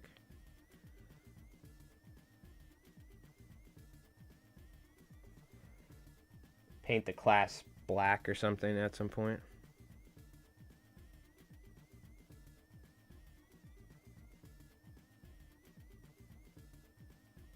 Yeah, thank God for these hobby streams. I would probably be editing a video right now if I wasn't doing this, so. For the MikeRollsDice or whatever. Because I just never get any painting done, because there's something I could be doing, which is still important. I have a lot of things to do, but that being said, I also do need to get a lot of painting done. So, like, say she has, like, a belt here? Yeah, she does. So I do need to get painting done. So this is just a good excuse to do it. She does have a belt, right? Did I just paint over her? I'm going to say she does. Looks like it.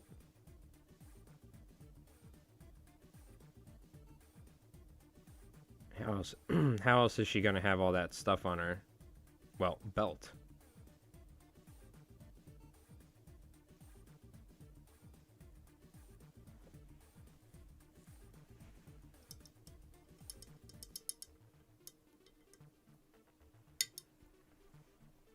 All right, trying to keep my hand there.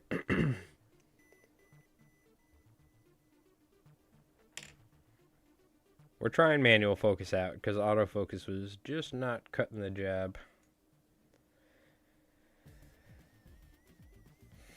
Well, now I kind of want to do the straps in the same color, huh?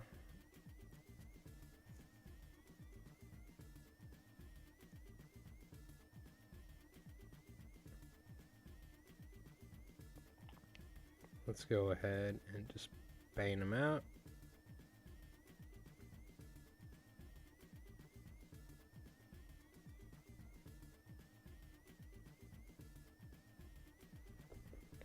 Using a nice fine brush for this really helps. Let me move this a little.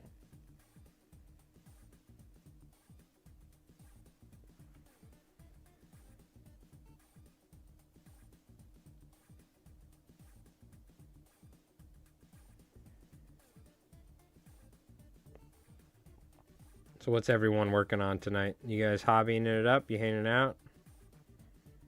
We might even have folks tying flies.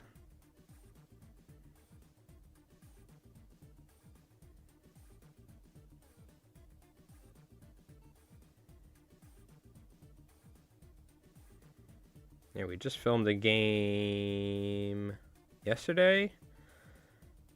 We're gonna have to play another one. Someone did ask for a one-page rules game. I wouldn't mind filming one at some point. I gotta see if my buddy Garrett wants to come out. A little extra bonus battle report for the channel.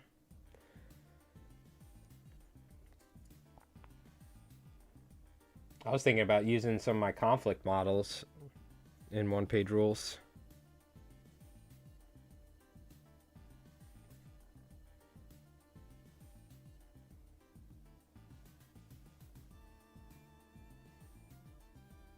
Honestly thinking about using the one-page rules. Oh, this would actually be sick, because I was planning on doing this. One-page rules has a solo version of their skirmish game, where it's like a in-depth system where you have stats. Like, you know, stamina, this and that, and you end up leveling your dude over time.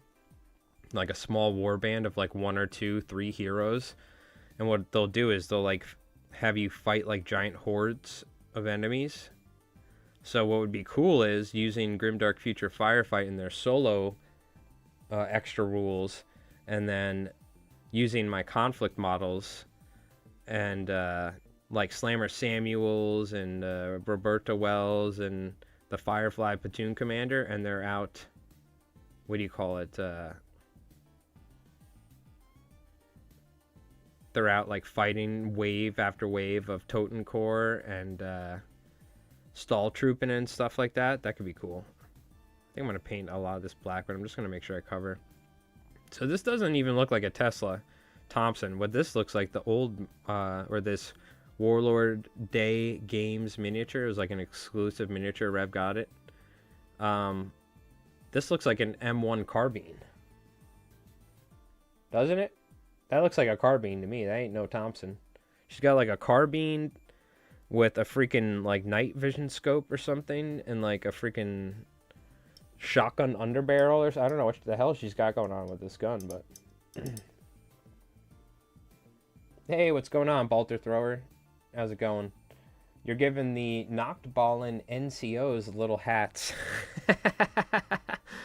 You want to get inside the mind of Rev and why everybody loves his minis and the battle reports? There you go. Because of stuff like that. He's giving his... the knocked ballin'? Yeah, you're giving the knocked ballin' NCOs hats. There you go. Very nice.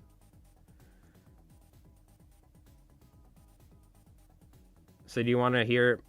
My idea for Little Peacock is that there is internal struggle in the Green Vault going on between Obersturmführer Colonel von Liechtenstein and Obersturmführer Little Peacock. And this is all thanks to Squigherder for like implanting this in my head, essentially spawning it. And so there's like a power struggle in the Axis forces. And I want to have Little Peacock be... his army be very like occultish, because the idea is they were doing like an occult summon and Little Peacock accidentally like falls from the ceiling like and lands, and they think he's some sort of deity, but he's really just was banished by me in a musical battle in Halloween. So they're gonna like trust him and this and that, and he's gonna be like he's gonna have Toten Corps, he's gonna have Nacht Ballen, Nacht Jägers, Schreckwolfen. And that's going to be like Little Peacock's thing, you know what I mean? I had to leave a tiny group near me for K47 because of a gross cheater. Couldn't really handle that anymore. I walked out of our last game, but I looked like a bad guy. Back to 40k, I go, oh, well, I'm sorry to hear that. You could always play with a friend or something. To be honest with you, I'm lucky. I'm kind of content just playing against Rev and one or two of our other friends. But I have not gone to a game store and played against anybody yet. So far, I've heard mostly good, you know, pretty much everyone, you're going to have a good time, but you may run into maybe some folks that give you a hard time. But I heard for the most part, you know, it seems like everyone has pretty positive stuff. So I'm sorry to hear that you ran into something like that. But I wouldn't give up on K47.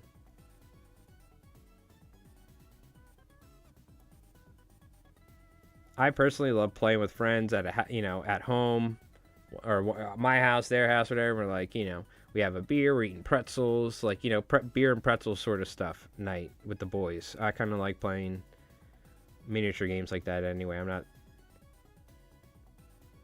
like the one thing that sucks is I had to play against Guard for the entirety of 10th edition, other than Thousand Sons later on. That was one downside of not going to a game store, was playing against different like armies and stuff, right? But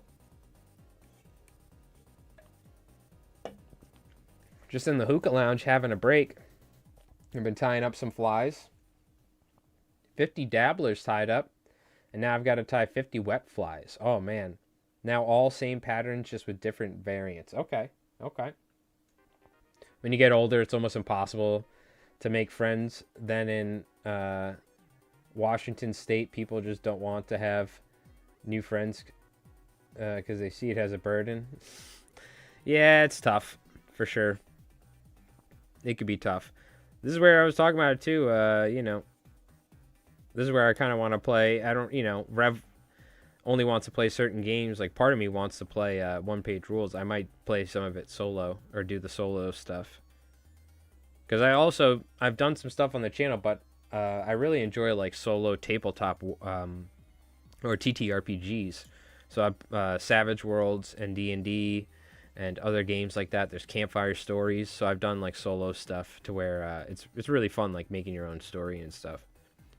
But I've done some solo wargaming stuff as well. I might do that here on the channel though. There's Rangers of Shadow Deep. There's 5 Parsecs from Home. There's one-page rules. There's all sorts of cool stuff. To where, that way you can try some other... oh, man, I really just fucked this area up. That way you can play some other games just in 40K too, if you want to try something different. But you don't have anyone to play with. But sorry to hear that, dude. Hopefully you can get some good Konflikt games in the future one day. But if not, it is what it is. But I am very lucky. Me and Rev live fairly close. And, we've been friends since high school. But luckily, probably one of the reasons why we still get to play is that we're both... single and we're not married with kids. That would probably really put a damper on things. You know what I mean? You got a fully painted U.S. Army you're proud of? Very nice. I'm sure you could, keep your head up. I bet you'll find somebody to play with one day. I'm going to use some of this khaki color for the shirt. But yeah, it's really just me and Rev playing. My one friend who really loves 40K but doesn't really put any time whatsoever into painting his miniatures or his army. He likes playing one-page rules because it's so much easier to just come and play a game for an hour. And we have one friend that we met at a card shop playing Commander that also then got into 40K and plays Dwarves. And they came in for the 3-player battle on our channel. That's who played with us. But it's really just me and Rev. So luckily we're both on the same page with this stuff. Makes it easier. We gotta go with some silver.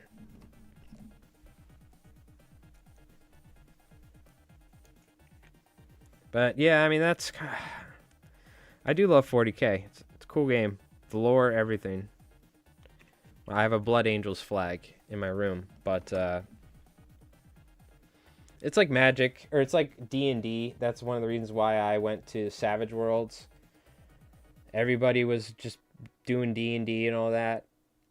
And it kind of sucks that, like, so many people, like, if they want to play war games with other people and they don't have, like, friends or family to play with, they have to, like, really some of the only options are 40K because it's the most popular thing.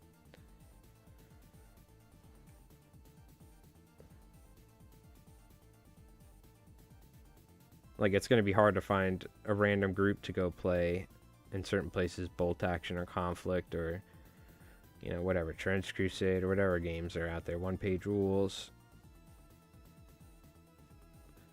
The hard part is a lot of times you got to do the hard work and convince people to do it. So it's almost like you need to have 2 armies or, a small army of this or that, or, it's tough. It really is. If there's not like a group of people on the same page about things or that are equally interested, because you have to convince people to like try a new game. We're using silver, chat. That means I'm gonna have to change my water out because there's gonna be silver paint floating around everywhere in it.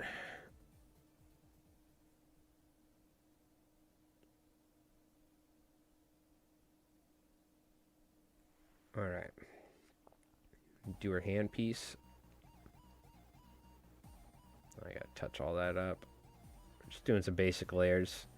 I generally end up painting my miniatures like multiple times. You know what I mean? I'll like get them like ready for the tabletop, and they're looking, you know, decent enough. And then I'll like go back like a week later, spend another couple hours on. I do stuff like that, you know.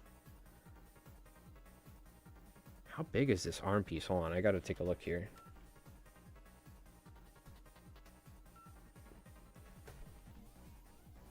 Hold on.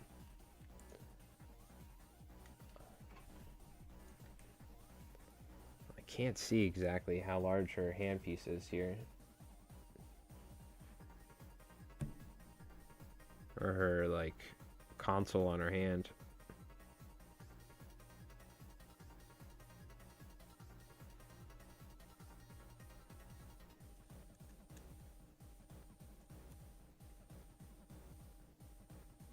Roberta Wells. Ready to fuck shit up.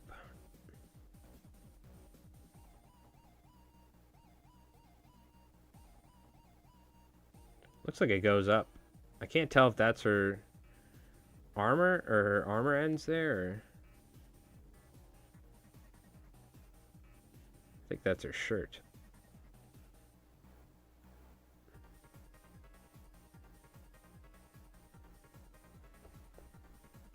Damn it, it's so hard to keep this in...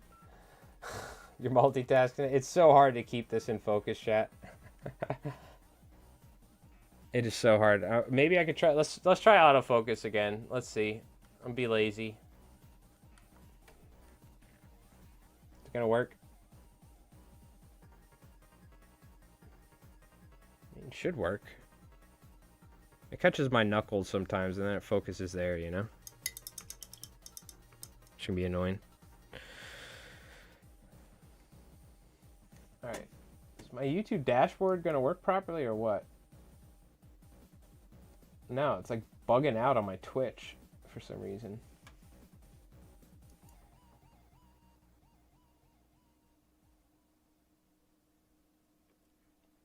Yeah, it really likes like focusing on my hand, huh? Just gotta hold the miniature, right? Priming terrain, priming it while getting the bases ready for the assembly of my Emperor's Children. Ooh, very nice. What are you rocking for Emperor's Children? I mean, they only have, what, like 7 units?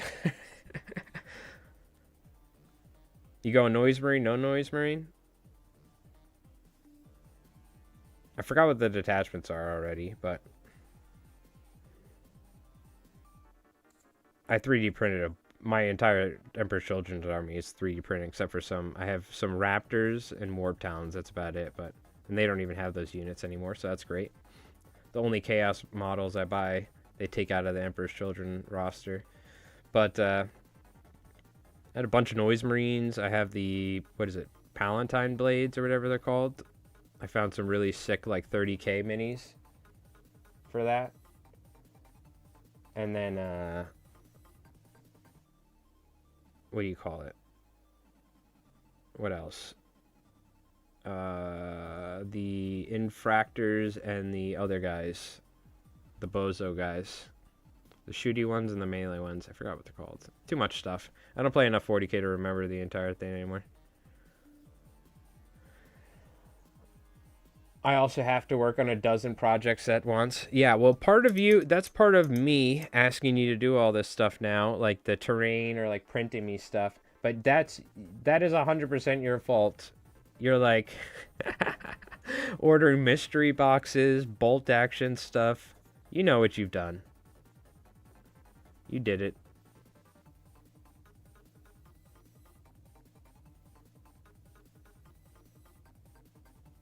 Rev's like, it's wintertime. Let's do about 30 hobby projects. It's time.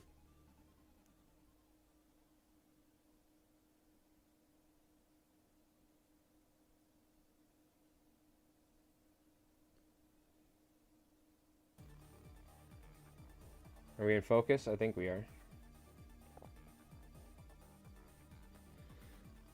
Oh, he loves every second of it. Don't act like he doesn't.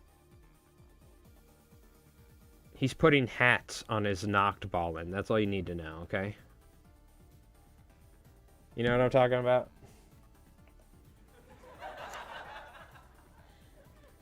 You don't put hats, unnecessary hats, on your Nachtballen if you're not having fun.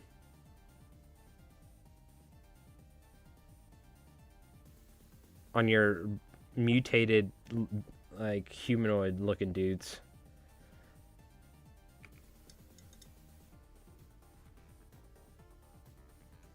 You know he's having a blast. He just decided, I'll just have every army. What army do you play in Konflikt? Yes. That was his response. Yes. Or like, what do you have unit-wise? Yes.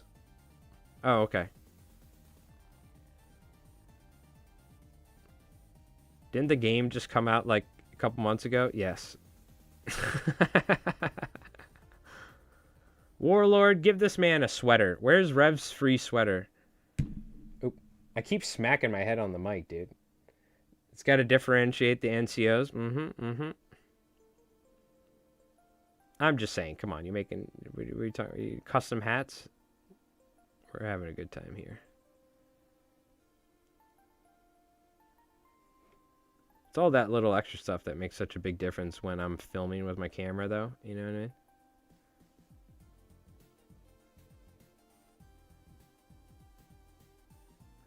I'm lucky I'm getting this done. This is the most I've done in quite a while.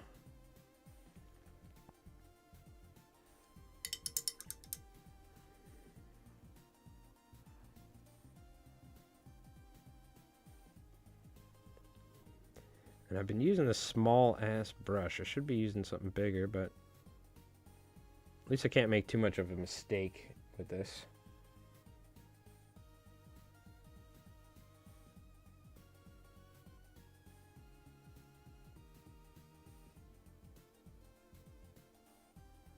We just want to do the band for the M1 carbine, because there's that, like, band on the front. Well, here's my goal with this YouTube channel. We love Konflikt, all right? And I want this game to succeed, so. Because I love seeing stuff other than 40K. And, so, even though right now there's not as many people playing it, the goal is, hopefully, man, one day, hopefully, Konflikt, you know, maybe 40K will actually have some competition around these parts. It's definitely, I think more and more people are knowing about it, right? But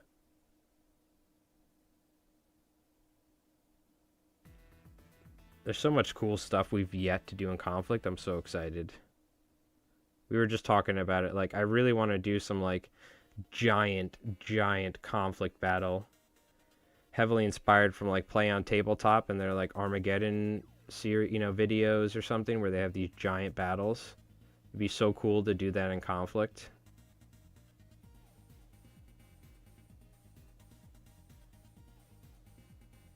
And build, like, custom terrain pieces and stuff. Damn it, this stupid autofocus. Damn you, autofocus. Damn you. Alright, let's listen to something different. Let's go back to Streets of Rage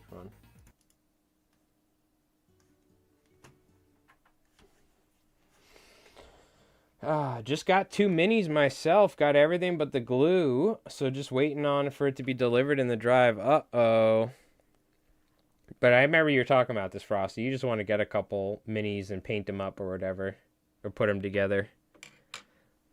Or are we going full-blown, you're starting an army nowadays, huh? What'd you get? What'd you end up getting? Do tell, do tell. Just get a couple minis, yeah. That's what they want you to think at the start. Next thing you know, you'll be carrying a carry case to the local game store. You'll be flying to Las Vegas like Rev for the World Championships. What'd you get? What models you get?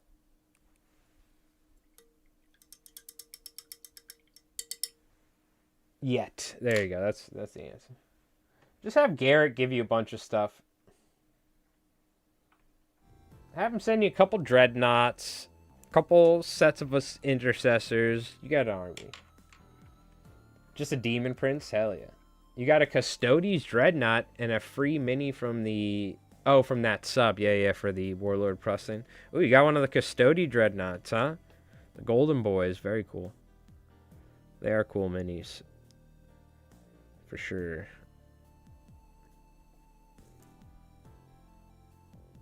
I do like them. Oh, I should have painted her armband black before the silver. What am I thinking? That's what I'm painting all this stuff black for. Oops.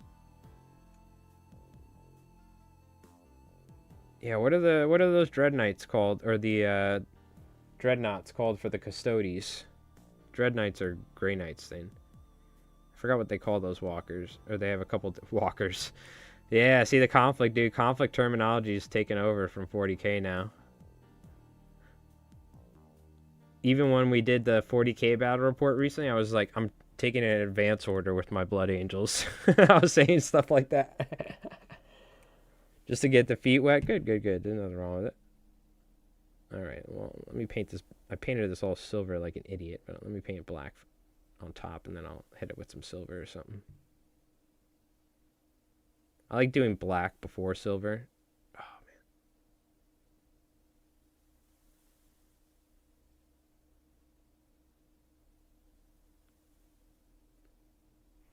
Generally what I like to do.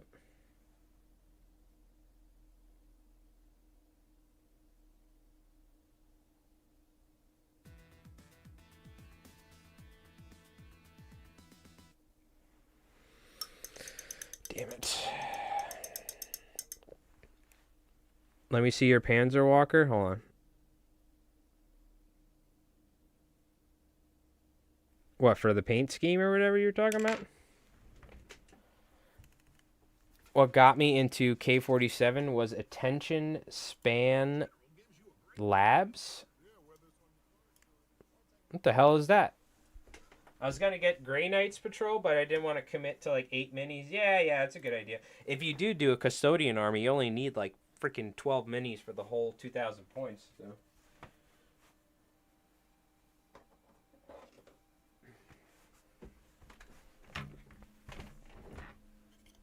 It's a little bit more evident on the Puma.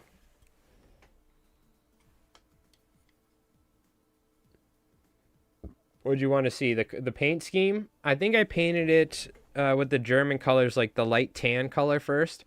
And then I went green and brown for the Luftwaffe. I tried. It's not that good on this one, or at least evident. This one's a little bit... You can see it almost a little bit better. And then I went and hit it with rust everywhere, so... I didn't do the best. I think if I... Where's my other ones?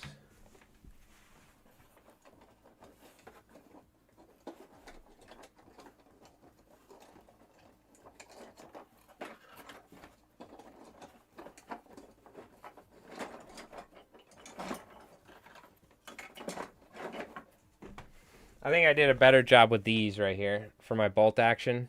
The Stug. See what I mean?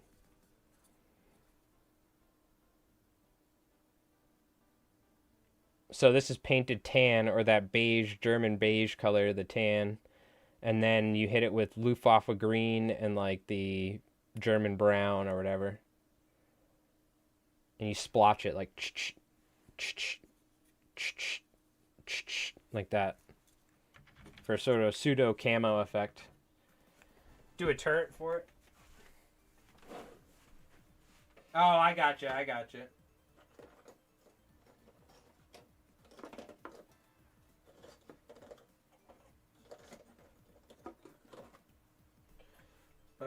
Hold on, chat.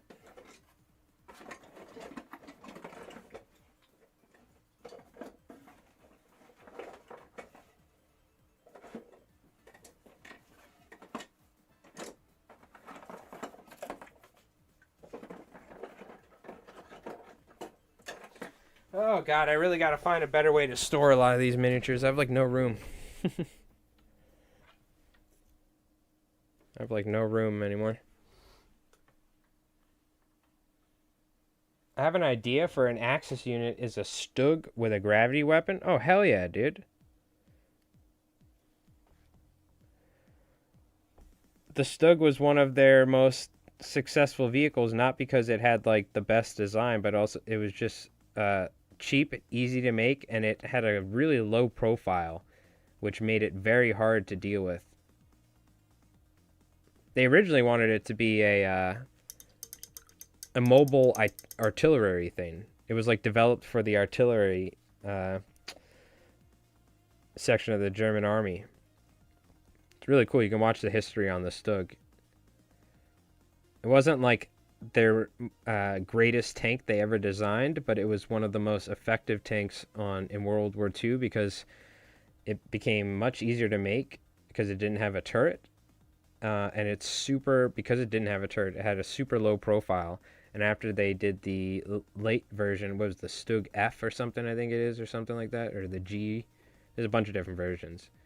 With the anti-tank gun as opposed to the howitzer that it had on it or whatever, it became like a tank killer. And you would think, oh, it doesn't have a turret, but no, they didn't even need a turret.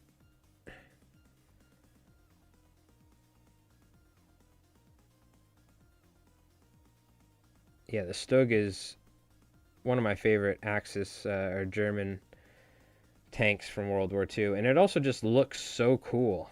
Like, yeah, I'm surprised they haven't done anything with the Stug. Maybe it's something for the future. Like, because there's no reason why they wouldn't use the Stug anymore, you know? Use a Stug and then put a bunch of shock troopers, Stug riders on there. Hop off. Mark 1 power armor. Ah! You know what I mean?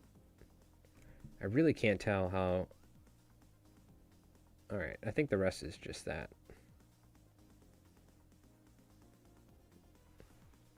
Do-do-do-do-do-do-do-do.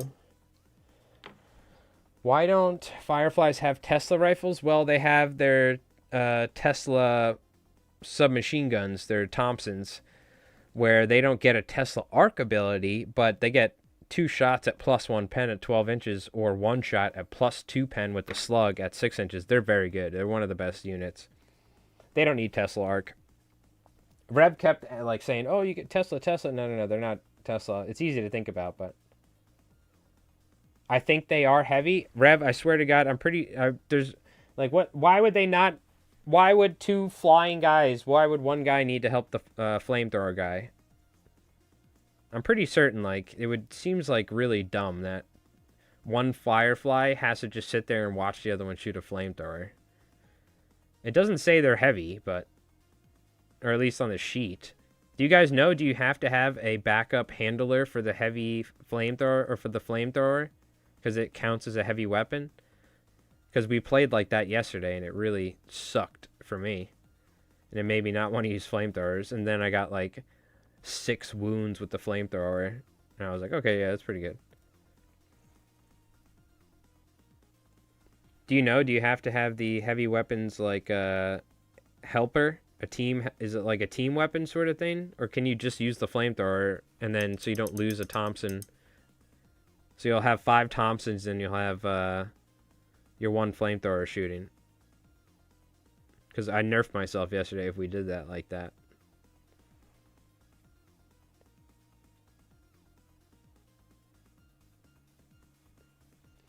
Yeah, that is very true, Slim Thunder. I've been watching the war in Ukraine since 2014. And it has greatly changed. Luckily, this game is based in World War II, so you don't got to worry about DGIs with RPG warheads. Because I don't think mechs, tanks, or anything would work on the battlefield when you have a freaking drone. So, luckily, they don't have that technology yet in this universe, because otherwise the gameplay would be pretty stagnant.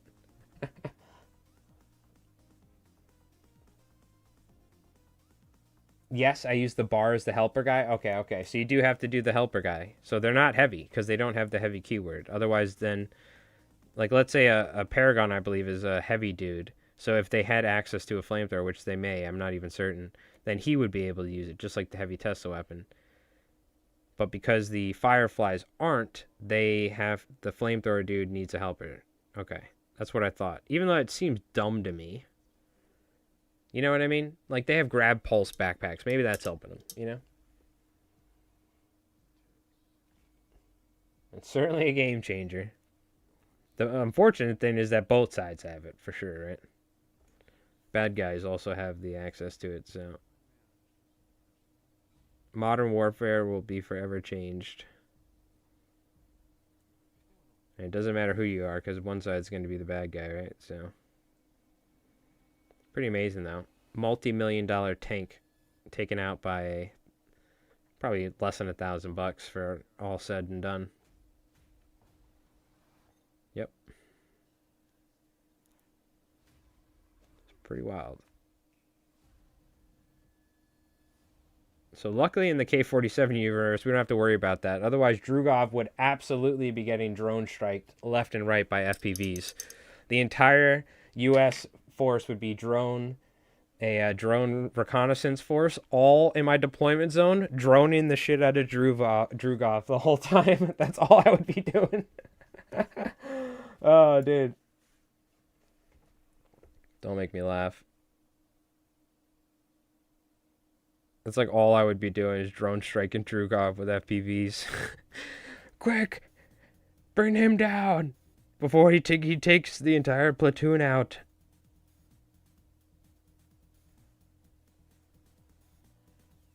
He'd just be like eating the drones out of the air like a Labrador retriever catching them.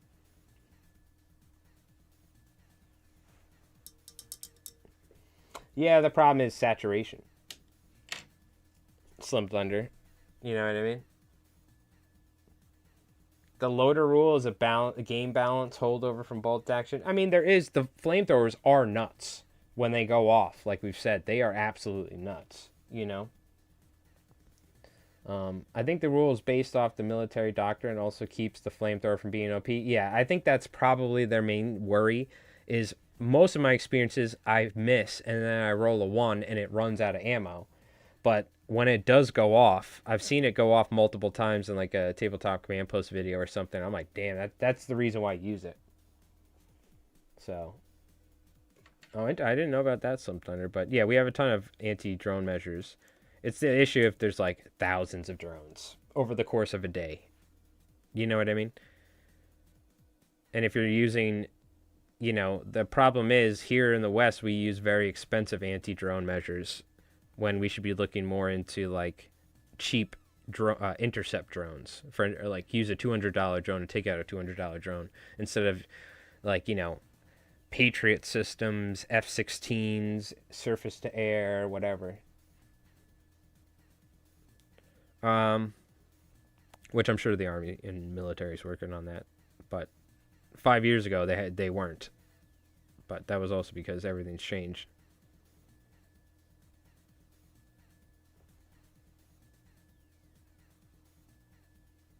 Paint the boots.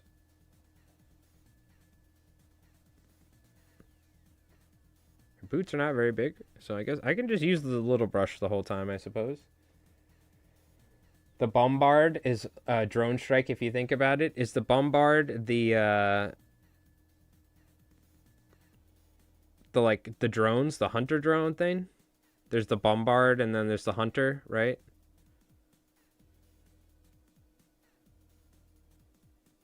Yeah, the Commonwealth have drones.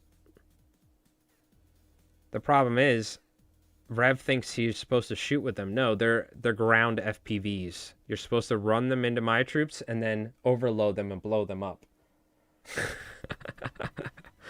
I kind of wish there was an explosion side effect to like, if you were like next to a thing, you could damage something. So then he could at least take those units, drive them into my units, and blow it up. So even if like my Shrek Wolf and go in there and do it, he'll get like a damage on them from all the mortar shells blowing up in that little Bombard drone or whatever. Is that what it is?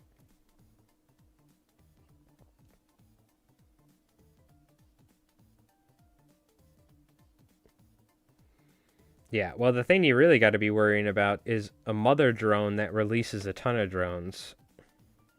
They already have drones. They have a mother drone that controls a bunch of little autonomous drones, and then they can all strike things at the same time.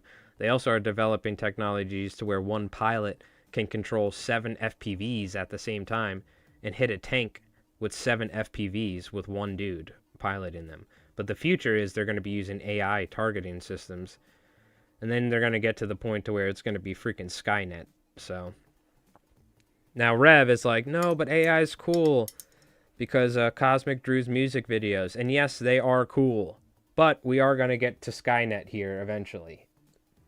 The Ukraine already has the technology to where they have, they can essentially have a drone try and strike something, and then the drone takes over. So when jamming systems are in place, the drone can still do its thing even when it essentially acts autonomously. So the only thing stopping it from robots killing people is there's a person that says, yes, we want to strike this target. So if we get to the point to where they start making the decisions themselves, that's where I think maybe you start running into actual like like Skynet reality, right? Where some sort of thing could happen. But, I think we're a couple ways away from that.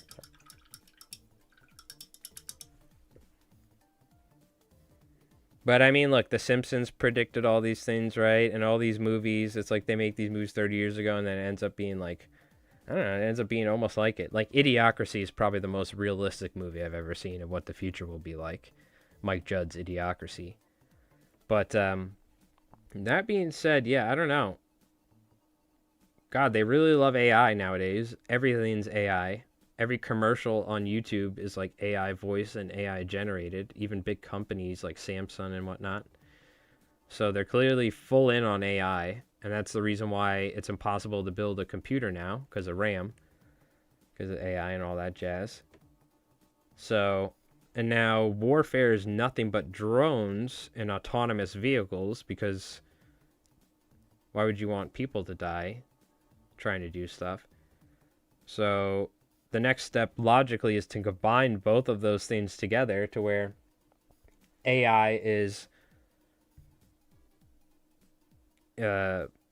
controlling autonomous vehicles because it can just do everything better than we can. I mean, like, it can do multitask damn near infinitely if you, especially you figure out like quantum computing and all these things or whatever. Like, dude, we're gonna be screwed.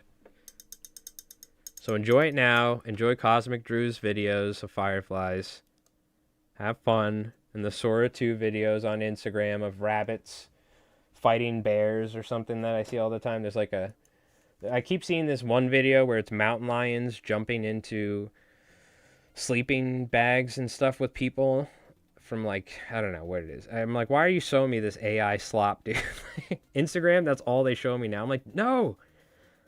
I want to see car stuff, I want to see dogs, and I want to see fishing stuff. Why are you showing me infinite AI slop?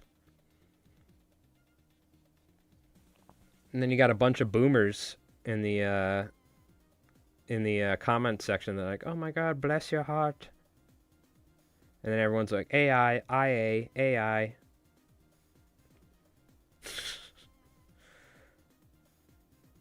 And I wonder how many of those people saying AI in the chat are just bots. Instagram bots. And then we start getting into the dead internet theory. That's some really fun stuff. Of where it'll just be bots talking to each other in the chat over and over again. Like, how do I know you guys aren't bots, huh? How do I know Doc's not a bot? Those could be all AI generated images of fishing stuff that he's posted. How do I know?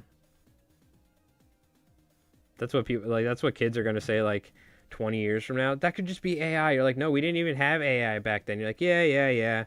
That's what an AI would say. You're like showing them photos from the 80s. They're like, wow, AI, cringe. Yeah, bots trying to scam each other. Oh, that's the best part. That I don't mind, right? But that clearly means that bots are trying to scam us at the same time. Yeah, everyone's just going to call everything AI in the future. You're going to make like a YouTube video and they're going to be like, AI trash. They're like, no, this is me at Niagara Falls. I went there for the weekend. AI.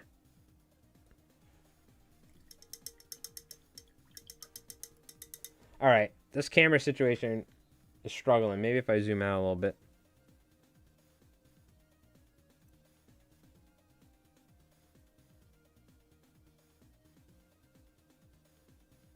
Unfortunately, my hand's getting in the way of it.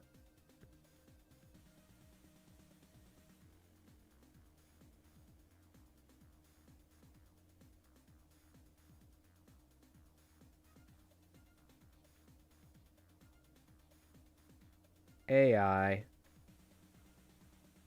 AI trash. Like, that's a photo of my daughter, damn it. What do you mean? I just had a child. AI. That's gonna be funny. Yeah, whatever. AI, dude. Oh, God.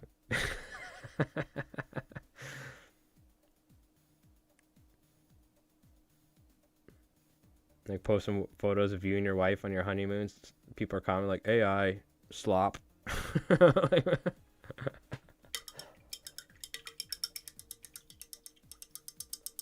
Mm-hmm. That's right. I think we got time before our AI overloads take over, but um, you know, yeah. Hopefully we got a little while at least. All right.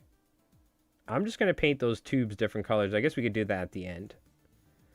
I kind of want to hit the like edges of her jacket with some of this green. Get some more of this green in here.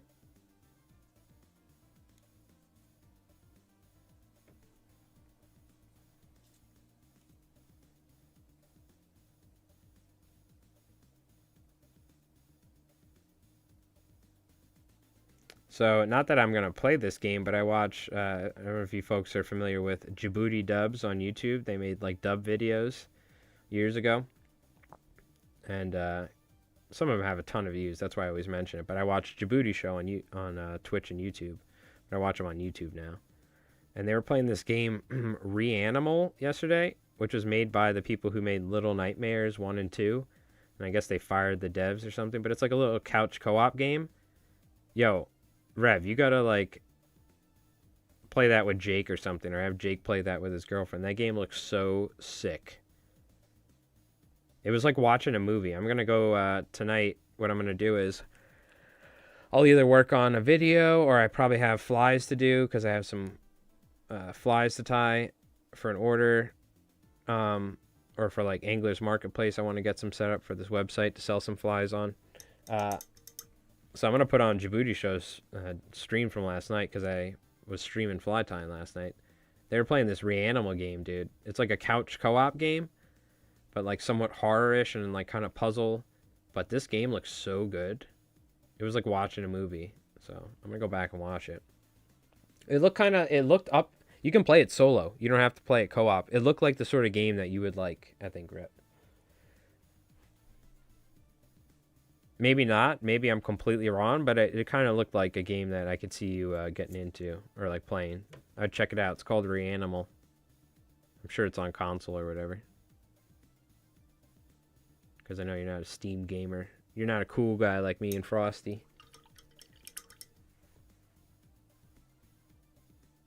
Looked amazing though. I'm going to go back and watch that stream later. Because, yeah, it was like watching a movie. It didn't even look like a video game. It was so cool.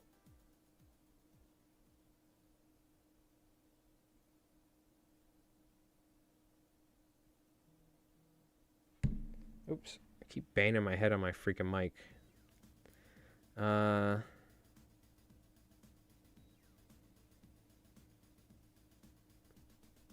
Touch up here.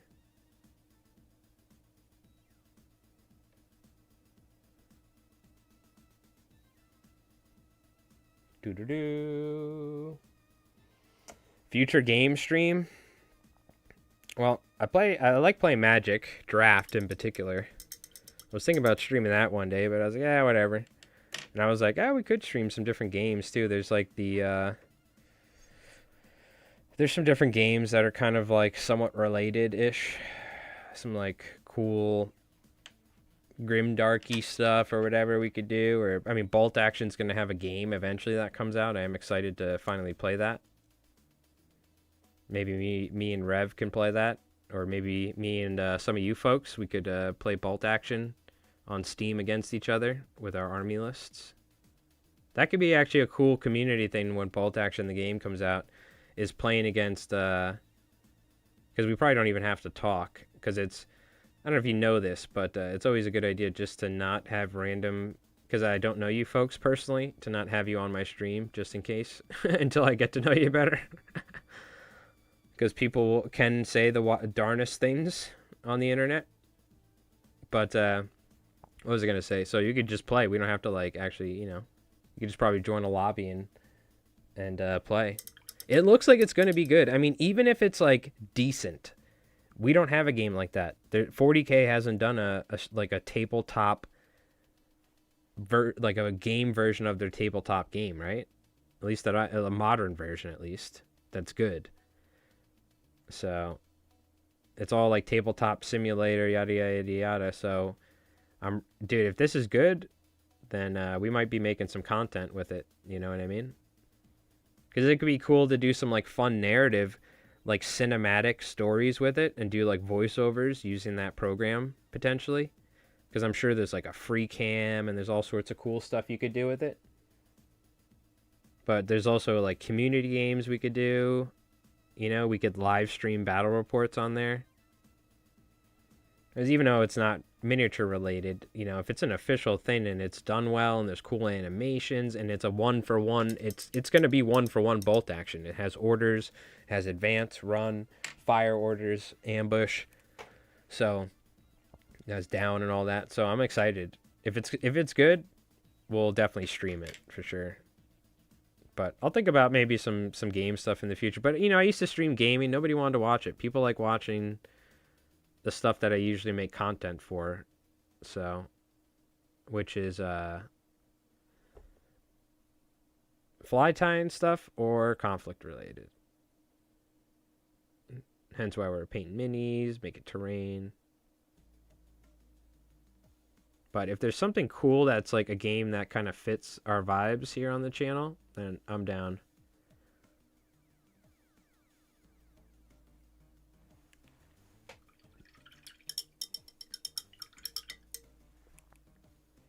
I am down. I mean, even Dawn of War 4, I'm kind of excited for that. I have all the old Dawn of Wars on Steam. They're great games. Okay. All right.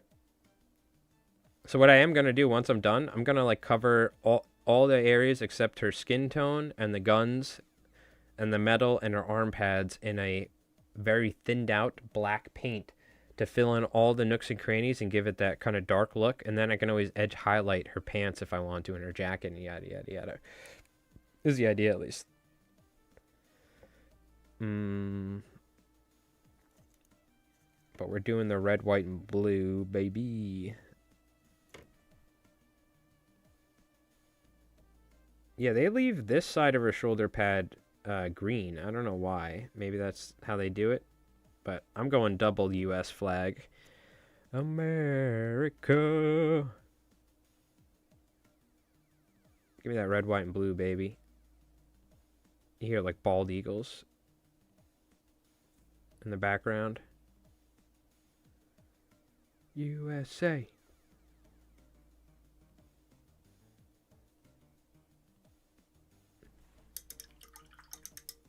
Yeah, I hope that game's good. I think it will be.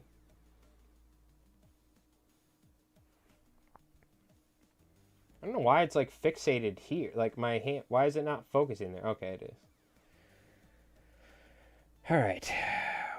You know what? I'm going to hit these capsules white, and then we could speed paint them maybe or something.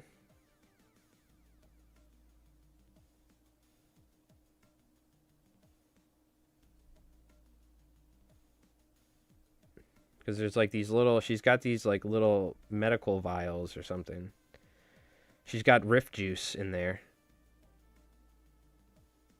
Colonel von Liechtenstein's gonna be pissed. Why did she have the rift juice? 999! It can't be!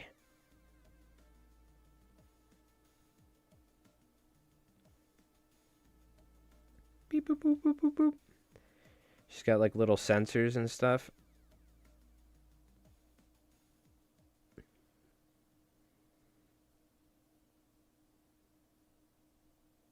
Like paint some of these things like random bright colors to look like things are like electrified.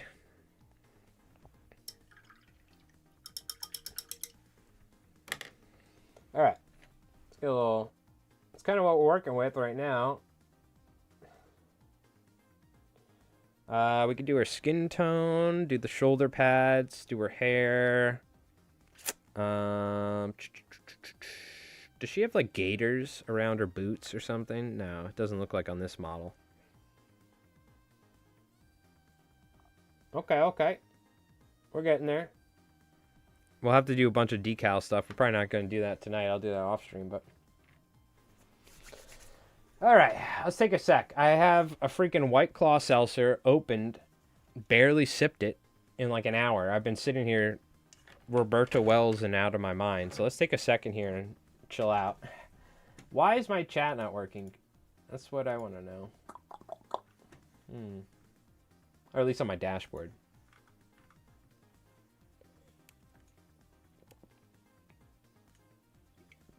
Oh. All right. Yeah, we got some more. We actually got some more work to do with her. What time is it? It's 8:40. Okay, we can stream for a little while on her. Maybe another like 30, 40 minutes. I don't think we're gonna end up streaming much more. Maybe more than an hour or something, if that. I gotta use the restroom real quick, and I'm gonna go grab a drink. I'm not playing the highlight. We played it. We watched it. It was good. It was fun. We'll what do you call it? We'll put some minis here on screen for you guys. You can jam out 2 little Streets of Rage. I'll be back in like 2-3 minutes at most. Just gotta go use the restroom real quick. And just grab a drink. A refresher. Put the wet palette back so my paints don't dry up. Unfortunately, these wet palettes dry out quick for me, man. With that parchment. I do like a wet palette, though. It's so much nicer. But you kind of just need to go back over and just get it all wet for the parchment so you don't get those air bubbles. It's kind of annoying at times, though, but... All right, chat. I'll be back in just a second. Let me see. Do I have a... There you go. I got to be right back. So I'll be back in just a second. And let Yuzo Koshiro and the sound of Streets of Rage keep you entertained for a sec.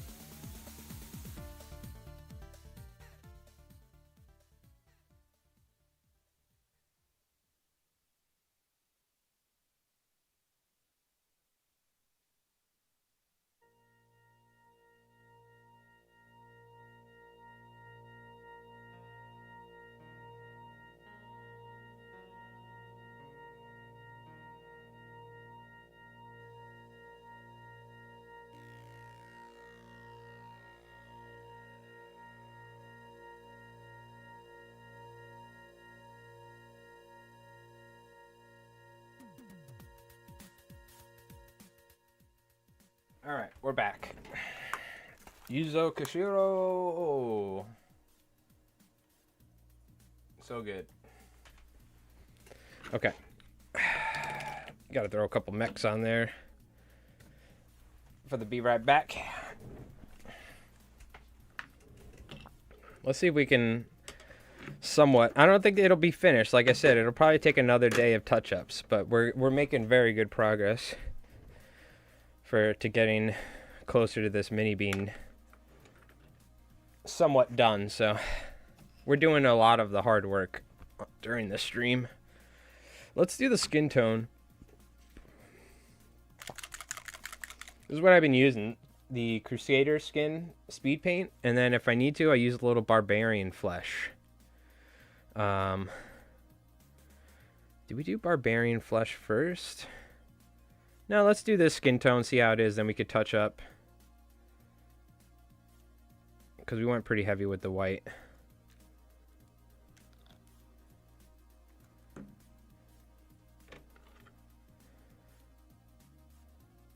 Yeah, so tomorrow I gotta do fly tying video and continue working on the new battle report. I gotta try and get that out hopefully at the start of the new week for members, and then it'll be going up Wednesday.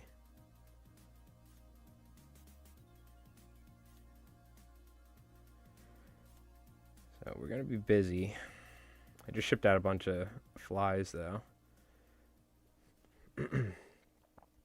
But there's always something to do.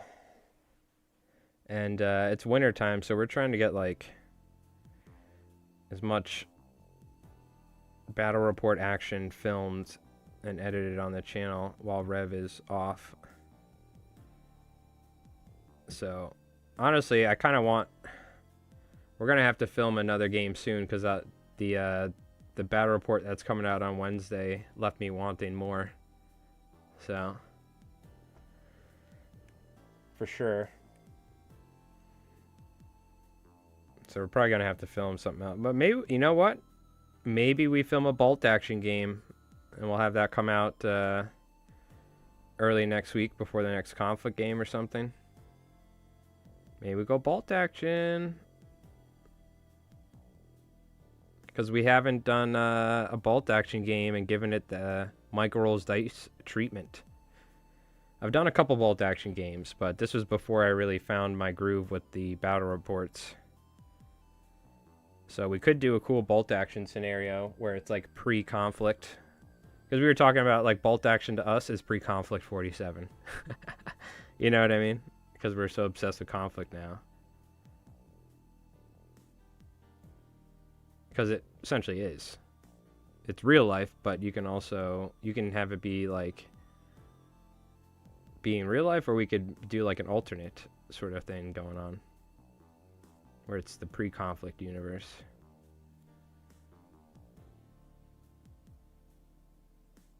Maybe we do that. I know Rev's been itching to get some bolt action in because he got, I believe, Soviet and Japanese recently or something. And I have American, I have late war, winter American, and I have Fallschirmjäger, winter German, bolt action. The thing is, I don't know how bolt, I mean, you would think like bolt action would do okay. I'm kind of curious what like a well done bolt action battle report from us, what it's going to look like view wise if people are going to want to watch it. So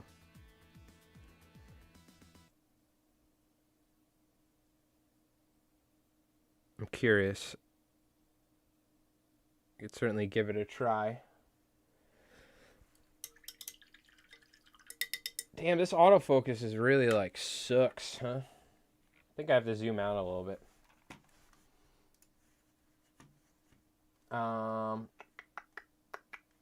Something that we can listen to. Oh, Golden Axe.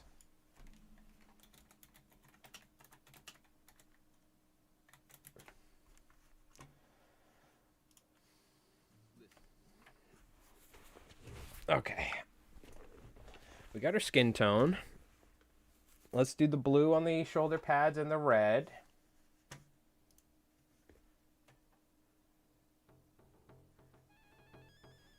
Dun, dun, dun, dun, dun, dun, dun, dun, dun, dun, dun, dun.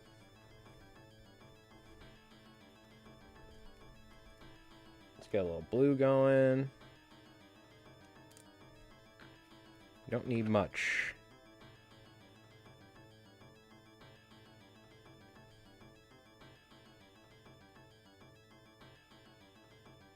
Oh God. Way too much paint on there. It's also somewhat watered down.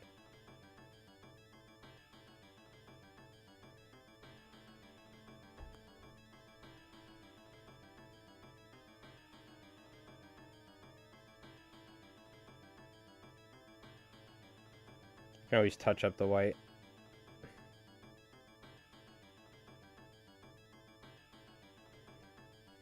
Do do do do do do do. Dude, I might need to play some Streets of Rage tonight. After listening to all that Streets of Rage and stuff, I have the Sega like emulation on Steam that they used to sell and then they took down. So I have Sonic, I have all the classics, Streets of Rage, Golden Axe, Zombie Ate My Neighbors for Genesis and all that. It's like the old Sega collection. I don't know why they took it down. I think they like remastered some stuff and then we're selling it full price. Something happened. Everyone got pissed on Steam. But luckily I have it and all the DLC, so the other option is straight up emulation, but which obviously you must own all of those games. Of course, you wouldn't be pirating with emulation. Of course, you legally own every copy of those 20,000 games, I'm certain, or whatever.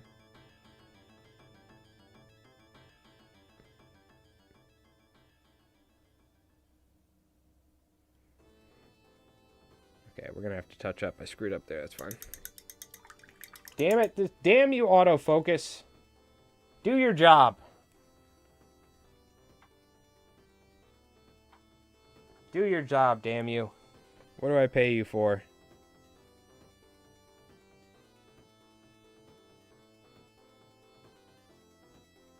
Do-do-do-do-do. Do-do-do.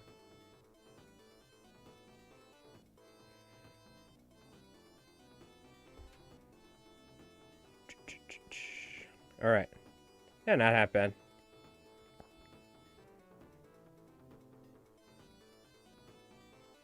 Gotta put some stars on there, baby. Red, white, and blue. I've been using flat flesh. It's pretty bright. God, these paints, man. Some of these freaking Vallejo paint bottles, they like...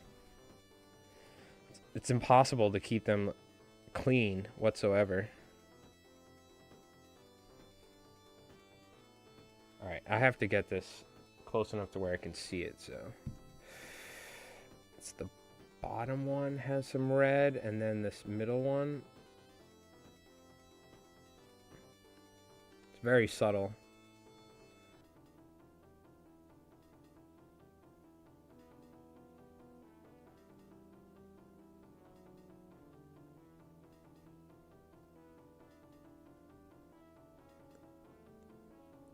Nobody move a muscle. Okay.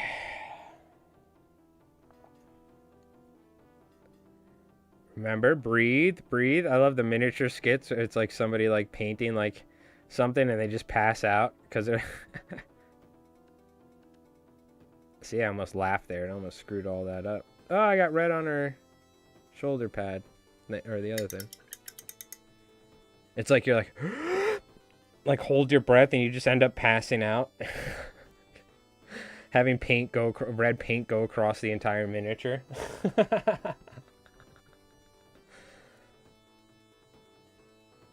I've seen some like random crap like that on Instagram.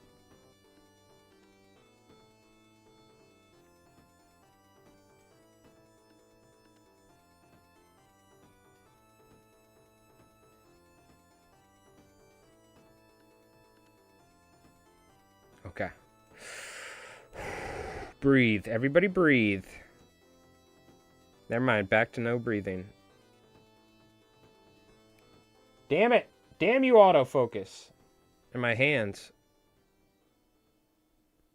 Damn you to hell, autofocus. Oh. Get fucking copy striked for a Kia ad in Spanish or something.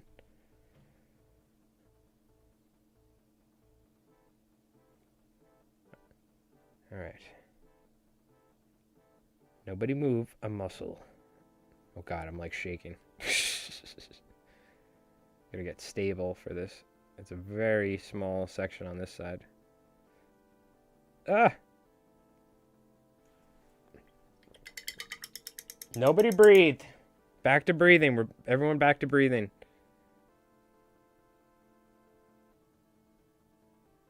Hold. Don't pass out. Alright. Before I screw that area up, let's leave it. Because we'll touch it up with red in between. Back to the blue. We can breathe for this part, I think. Maybe not. I don't know. Yeah, we can breathe. We can breathe. We can breathe. We can breathe. Fire burns, wind blows, rain falls. Alright, I don't know. What is that? I was trying to do a funny quip with like the name of a band. What is that? A Paul and Simon or Simon and Garfunkel song or something? All right.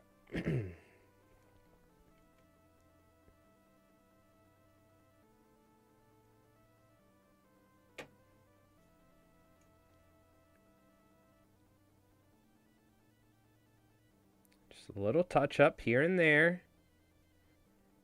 Nobody breathe.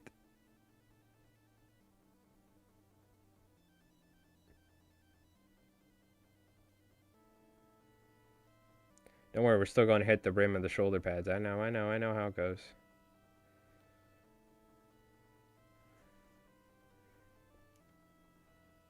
I know.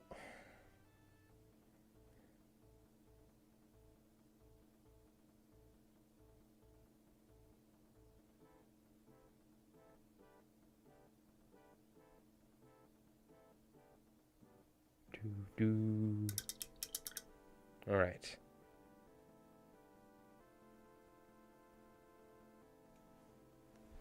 All right. This Golden Axe music is very quiet. I can turn it up a little bit. You guys got to let me know too. It's hard because I'm wearing headphones and I'm using a mixing, like a legit mixer. It's just hard for me to tell the audio levels at times. It can be a little annoying. All right.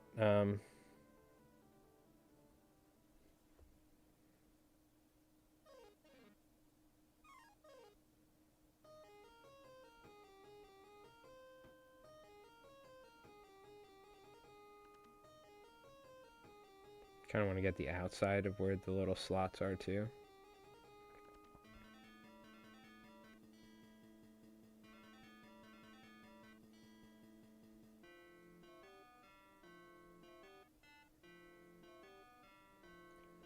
Hit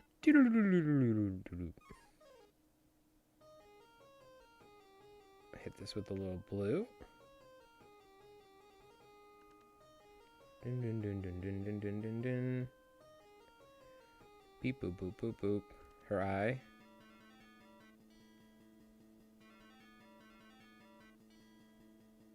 And then we'll hit it with white to give it that glowy effect, if you will.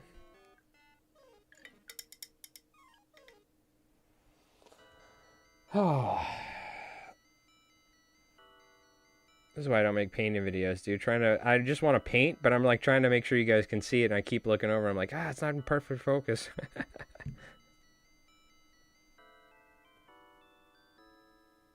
But we're just vibing, chilling. Hopefully everyone's having a good night. Appreciate everyone tuning in. I want to give it like some sort of like illuminated optic she has.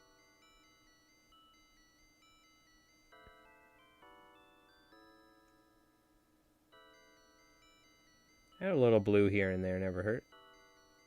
It's not a Tesla gun, I don't believe, but...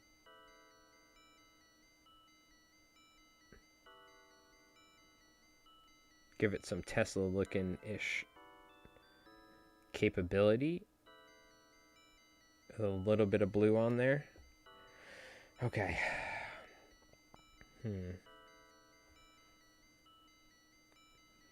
The vials, I want to go yellow. Maybe green. And like, I don't know, maybe like a pink. I want colors different than that are on the miniature. Or what I'm thinking. Okay, so we could put decal. I mean, all that's pretty good. Like, it could be, it's not magazine quality, but that's fine. This is fine with me. Okay, actually, there's this really cool turquoise blue. This just caught my attention. Then there's yellow we can use, because I said yellow. And do we want orange, or do we want, like, a pink? Let's go with a pink. Yeah.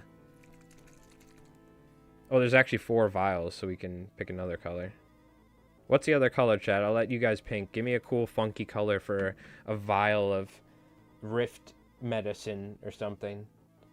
Top secret U.S. secret performance enhancing drugs or whatever. I'm going yellow, pink, and like a prismatic bolt turquoise color. What's the other color I should use? There are 4 vials. We could go green. She got a rift. We could do a vibrant green. Nanobots? Yeah, they're tubes of nanobots. Okay, I like it. Do I want to go in ascending order? No, I want to make them random.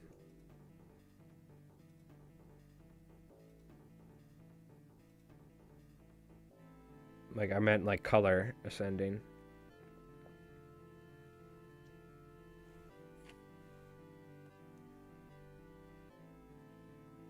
Some chartreuse. I have a chartreuse, like, bright greenish color. It's more like a fluorescent green, but yeah, perfect. That's the Rift Juice color in our world, by the way. You know what? Maybe we can do it in, like, somewhat descending order.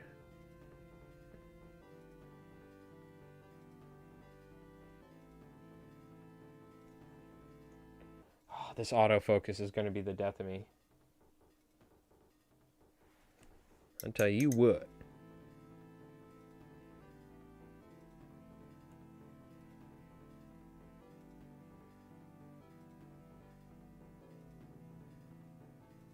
Probably take a couple coats as well to get these looking nice.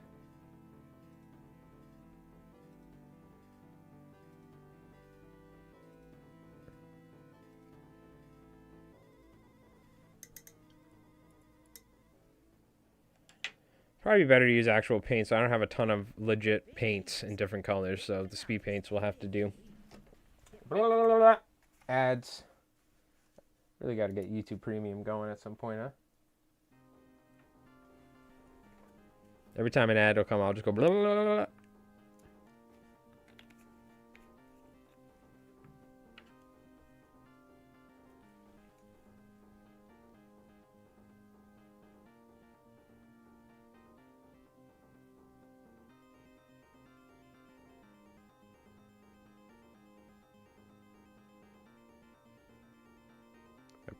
The prismatic bolt isn't taken well. Up top for like a bluish color.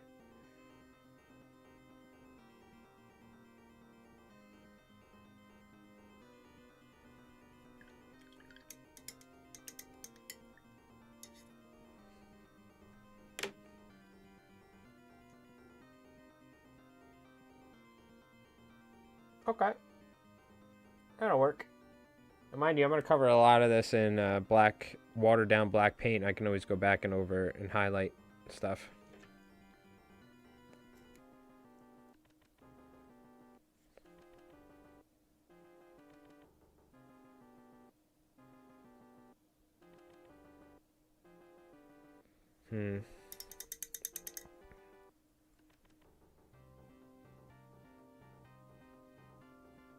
Some of that excess out of there. Soak that up.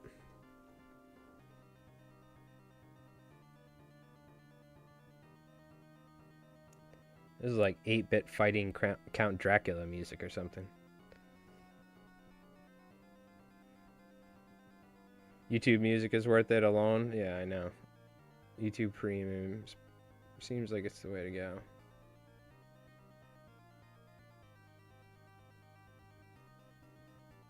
You know, I got a couple Twitch subs. I got Epidemic Sound.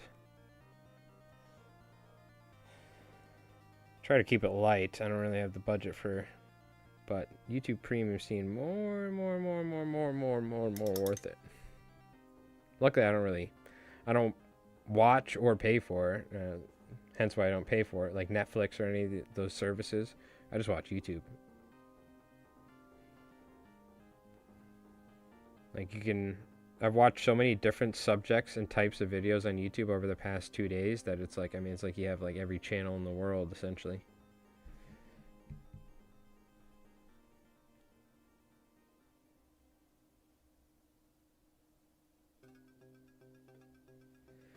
Okay, we're cleaning it up,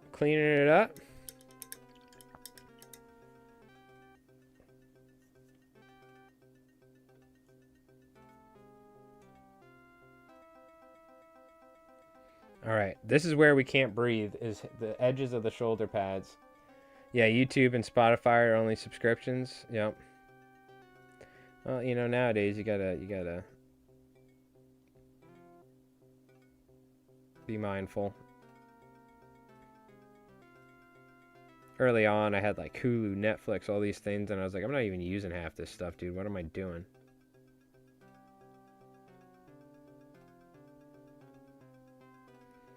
It was one thing when I was like, you know, if I was like dating some girl or something, we'd probably be watching shows or whatever. But single, I'm just watching YouTube. I ain't watching no shows, movies, or nothing. If it is, it's on YouTube, so.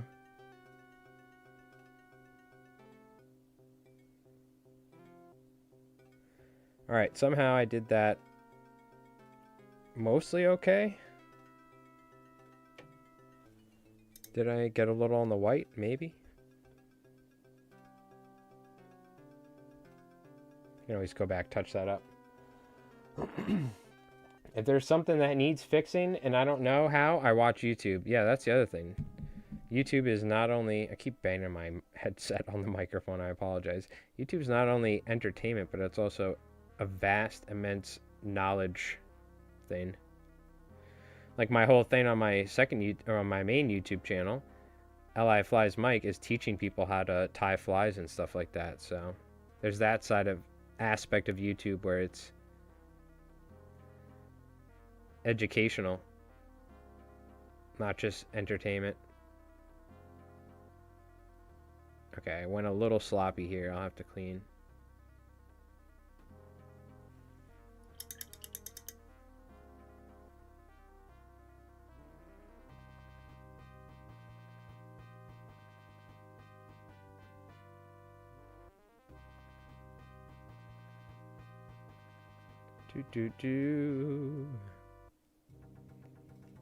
All right.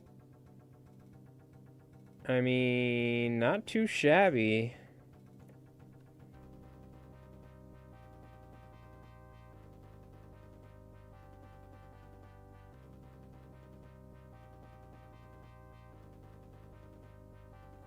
Come on, baby. There's like a little white edge there on the inside of that raised edge of the shoulder pad. Okay. Everyone can breathe. I repeat. I'm learning to speak Japanese from the tubes. Or are you going to be doing my Japanese voiceovers? I had a former service member who served in Japan in the YouTube comments say that he would do my Japanese voiceovers.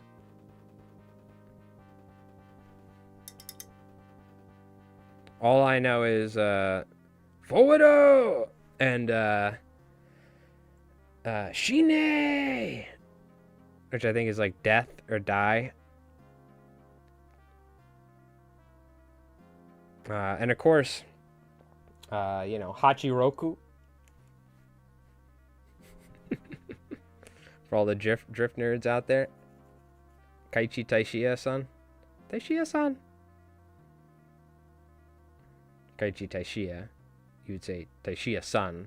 Or they add the san to the last name, not Kaiichi Taishiya-san, but anyways. Blah, blah, blah, blah. All right, she's looking pretty good, chat. What do you think? What color should we go for the hair? Is she a blonde? Is she brunette? What color hair does Roberta Wells have? Oh, she's kind of like brunette, blondish.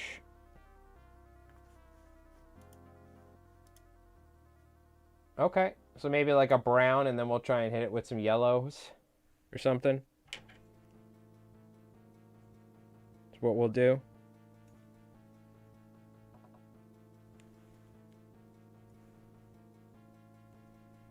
Because you want to start with a darker color and then build it up a little.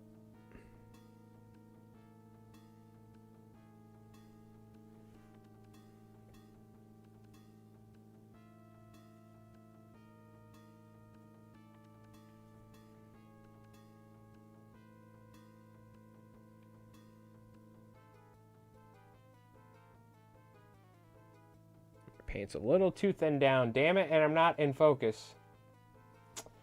Let's zoom out. It helps.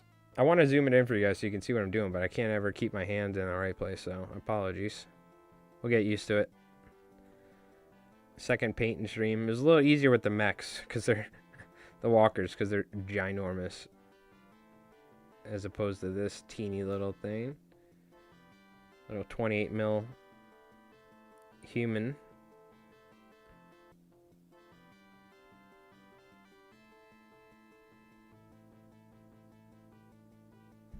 Dun, dun, dun, dun, dun, dun. I don't think I ever beat Golden Axe. That game was hard as hell.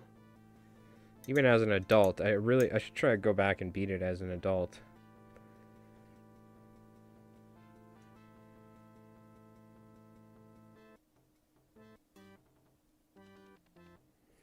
Okay.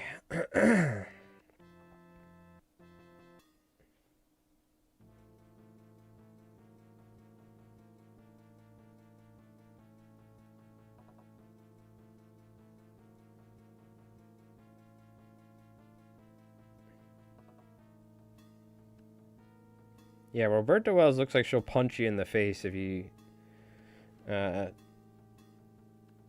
don't say what address her by her rank first. And you're like, hey, Roberta, and you're not like whatever her actual rank. She'll just like clock you in the face. She looks pissed the fuck off, dude. She does not look happy. She's like ready to punch some dude. She's like, what did you say? Oh shit, it's Roberta Wells, run! It's Wayne Brady. She comes blasting.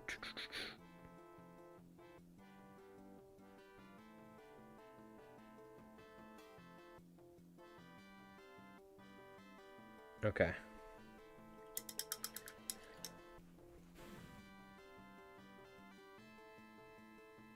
Yeah, alright. I mean... We gotta do the eyes. We have to do the eyes. I thought she was a civilian. So she's a scientist, but she like works with the military. So let's take a look. It talks about her backstory in the army list.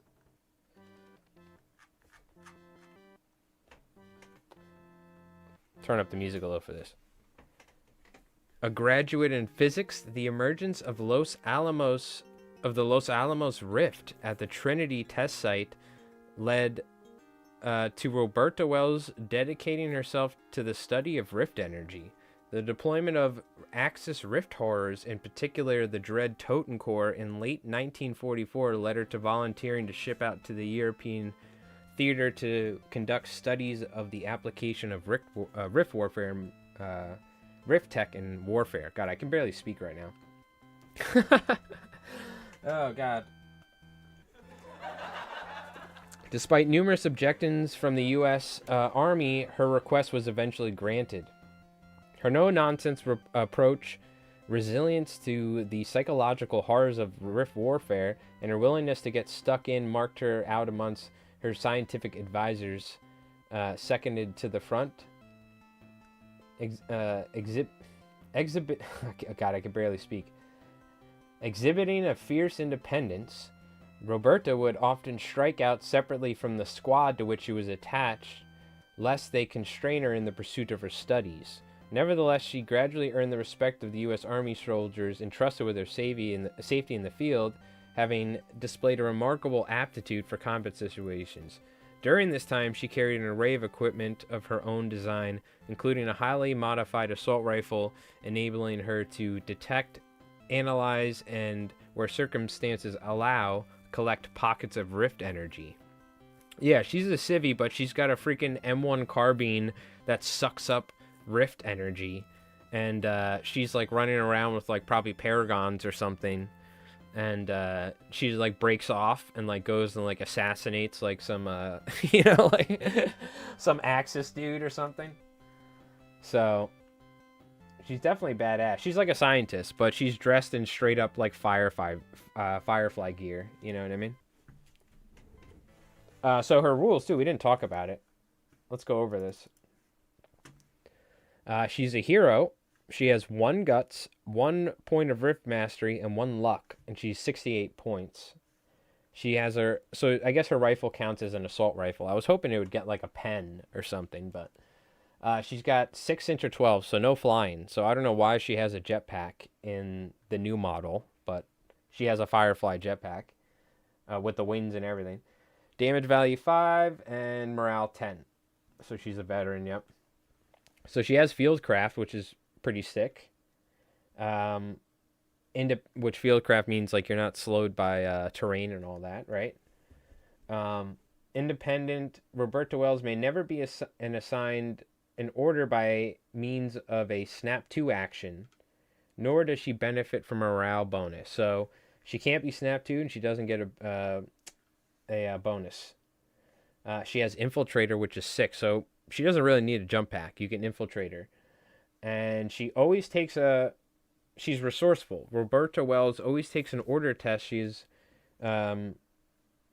always takes any order test she is required to at her unmodified morale value.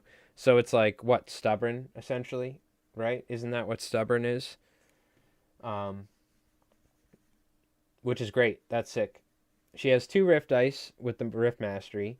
Her active enhancement while executing an order. Oh, this is 6, so she doesn't. She does need to use it. She may change the face of a enemy's rift unit rift die to any side when she's executing an order. The chosen unit must be within 12 inches, and if she uses this enhancement, exhaust one of her rift die after she's completed her order. So I believe this is a. Is this a Russian thing, Rev? Right? Isn't this a Russian army rule or something? And I think this is the ability of like somebody, maybe, I forget who. Not Heinrich Ross, because he does something else. He's like a multi-snap 2 without a snap 2 or something. No surging bonus, and she loses fieldcraft and gains lumbering for 4 inch or 8 inch if she is exhausted. So you're always going to have an active rift dice because you have 2. And you're only going to ever just use 1. So the only time she'll be is if you completely whiff on your rift dice on your at the end of the turn or when you pull it out. So she pretty much always will have an active rift dice, I feel like. Or she can use rift mastery and turn both of her dice into a surging, but she can't give it. So no. That doesn't really. You need like 3 points to turn it to surging and give it. She can give her rift dice to somebody with rift mastery, just a regular active one to like a Tesla tank, I guess. Probably get new rules when Festoon Europa comes out. Yeah, well, I mean, they just released this. This wasn't in the army rules when it first came out in September. What was it, October or something? So they're always adding things. It looks like they can. All right. We have to paint her eyes. Okay. Most dangerous part. Because I do it with a brush. Rev's like using like a little wire or something. He's like, I don't know why everybody makes a fuss about the eyes. We know she's gonna get new rules. Oh, okay, very cool. So maybe she'll have the jump capability or something. Yeah, her data sheet came out a little while after this miniature came out, which is cool. They actually, they could have just not put out a data sheet knowing that they were going to do Festoon Europe, but they like released this model for that Warlord Day thing like a month or two ago, and they still put out a data sheet for people to use her if they wanted. So if they're going to make another data sheet for her or replace her, like they didn't have to do that, so.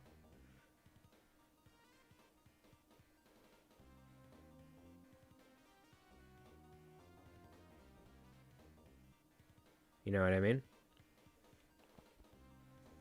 Is there anywhere where we need to touch up the white?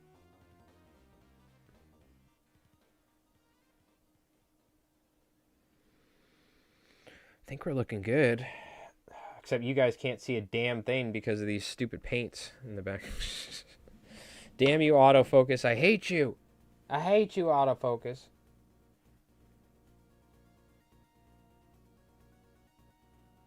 Alright, well, the paint's already dried up on my brush. It's looking good, though. I think we're good. I don't want to, I could easily try and do something or just screw it up. So we got our eye. Go with a little black paint. You can even just touch this up ever so slightly here. Add a little bit brighter to her eye with the white.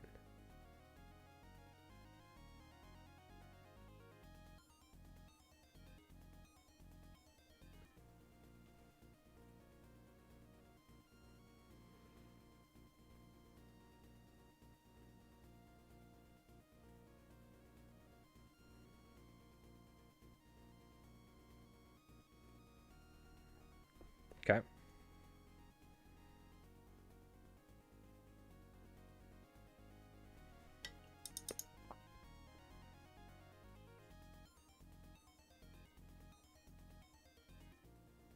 Look, it's looking like there will be EML war units like Bolt Action. Oh. EML. Are you talking about...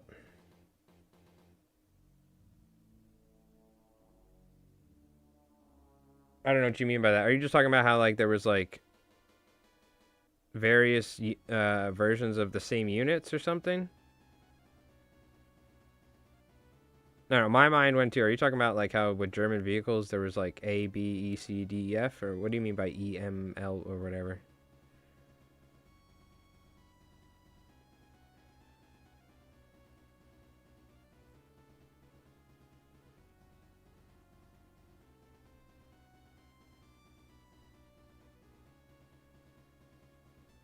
Just kind of hitting the edges where the blue is to give it a little reflection type thing going on. Early, mid, late. I see. That makes sense. That makes sense.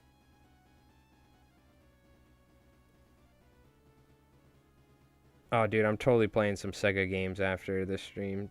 Or tomorrow. Tomorrow's Sunday, so could do a little gaming.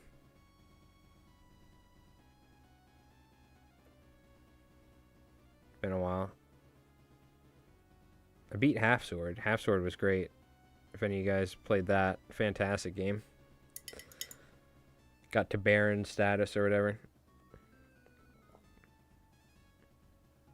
Played that demo for a long time.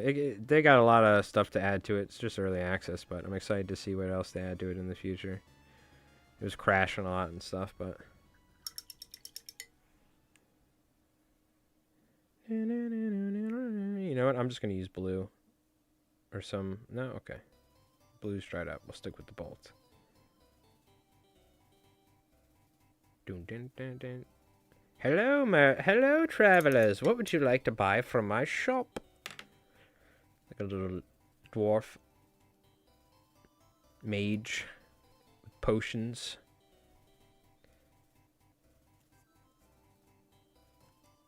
Man, all this paint's been drying up.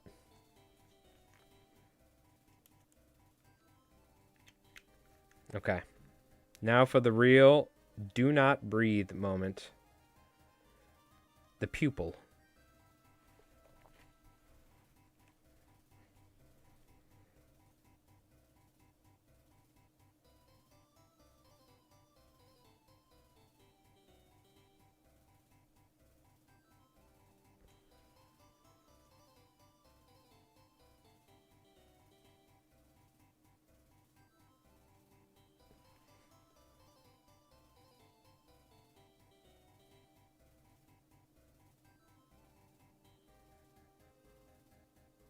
Yeah, cool. That'll do. It's good enough for government work, is what I always say.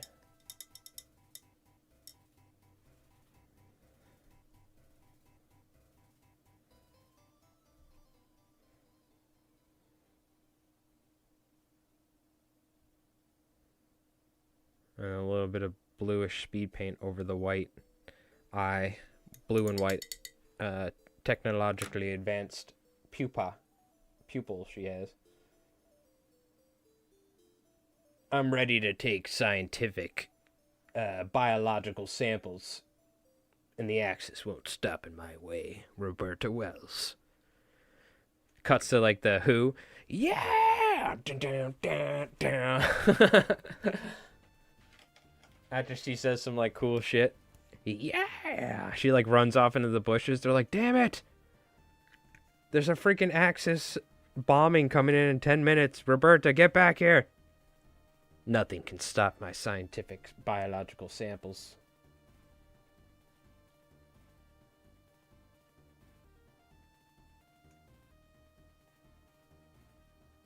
Okay, yellow? What was I doing the yellow for? Her hair. Of course. Over the brown. For that kind of blonde brunette look. And then what I could do is I can hit this with... maybe I should have dry brushed this, but... We'll see. I can always get some darker colors into the recess after, I guess. Might have been a better dry brush. Because I feel like I'm losing a lot of the brown.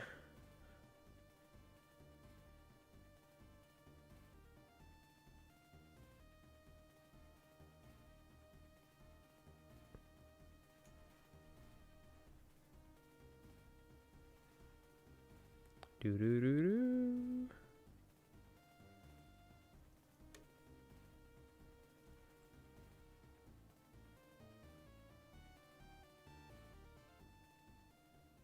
Kind of just real quick munched on some stuff, but I still got to eat dinner. So that's what I'm going to do once we finish this up. And we're almost done. I'll do the transfer sheets off stream and all that. I don't feel like breaking all that out right now. And I think Keith will be pleased. He might have did 3 hours today.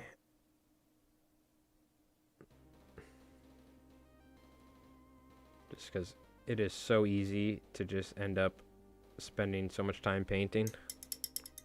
Not even realizing.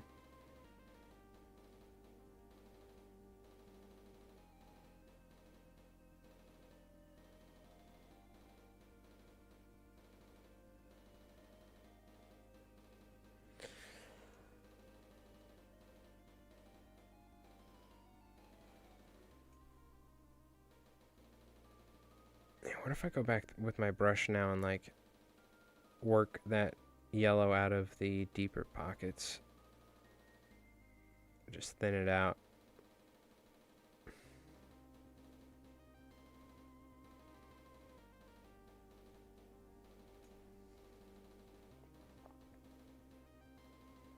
want to talk about a new data to go with the upcoming model that is equipped differently from the current one.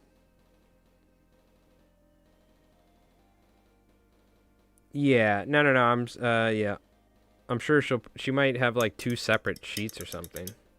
Either they're gonna get rid of this one or they're gonna make a new one. Like Reb was saying, they're gonna have like late model or early war, mid war, late war. They could do something like that as well for her setup. You know, like later on, after working for a while, they gave her a Firefly black. She had to work with the Fireflies, so they give her a backpack because she's testing all the Totencore stuff going on in with the Axis now with Festoon Europe, because that was like one of her main things they talk about is her specialties, like dealing with Totencore and all sorts of weird Rift horrors. And I guess she's probably working with the government to try and figure out the secret behind a lot of that Axis technology. Yeah, just give her an optional. Or they could have in the same data sheet. You're totally right. They could just have it to where you can equip her with the backpack. You're totally right. Yeah, you pay for the equipment loadout. Yeah, that seems like actually probably the most logical thing for them to do. Other than instead of making a separate data sheet, that's where my mind went to. You're totally right. That's probably how they're gonna do it. Just like how in bolt action you can choose like certain upgrades for your units, and it'll say like late war or something or whatever. They could just change the data sheet to you can pick and choose. All right. Well, you know what? I'm happy with that. I got to paint the base like a blackish color, brownish color. Then put some AK snow effects and like some rocks, and then I'll put grass tufts. I need to apply transfer sheets. So I'll find some cool transfers to put on her. Probably a star. Maybe I can put something on her gun stock. I don't know. I'll try and find some other things I could do. But, I mean, I'm pretty happy with how she turned out.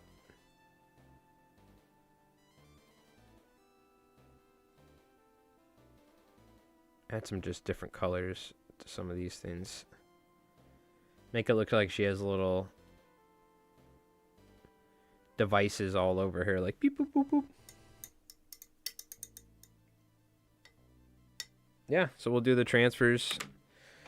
I'll do that off stream. And then we got Roberta Wells ready for Rev to use. Oh, the other thing I got to do is I have to take black paint, thin it down, and apply it to all of her clothes. Which, everything like should be... I can do that real quick, I guess.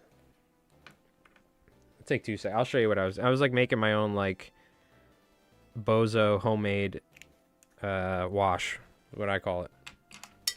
Bozo wash.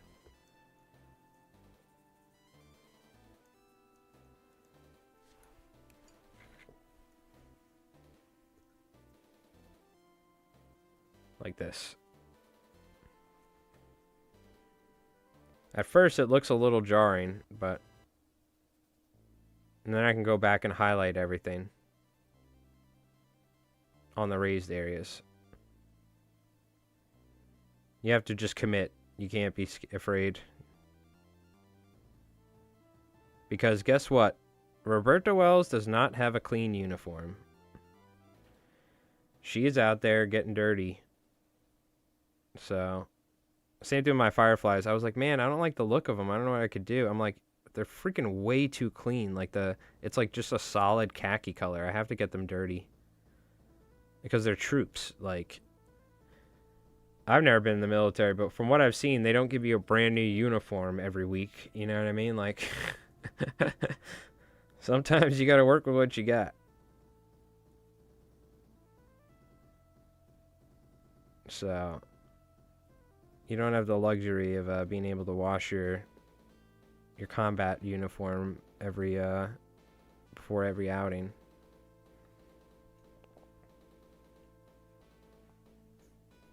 Yeah, I'm excited, dude. Warlord has been killing it. I know, like, they had some issues with some of the minis and stuff. They're having some issues with production, but luckily they handled it really good. They put out, like, a notice to it and stuff I saw for people and whatnot. And they've done it. They've been handling the release very well.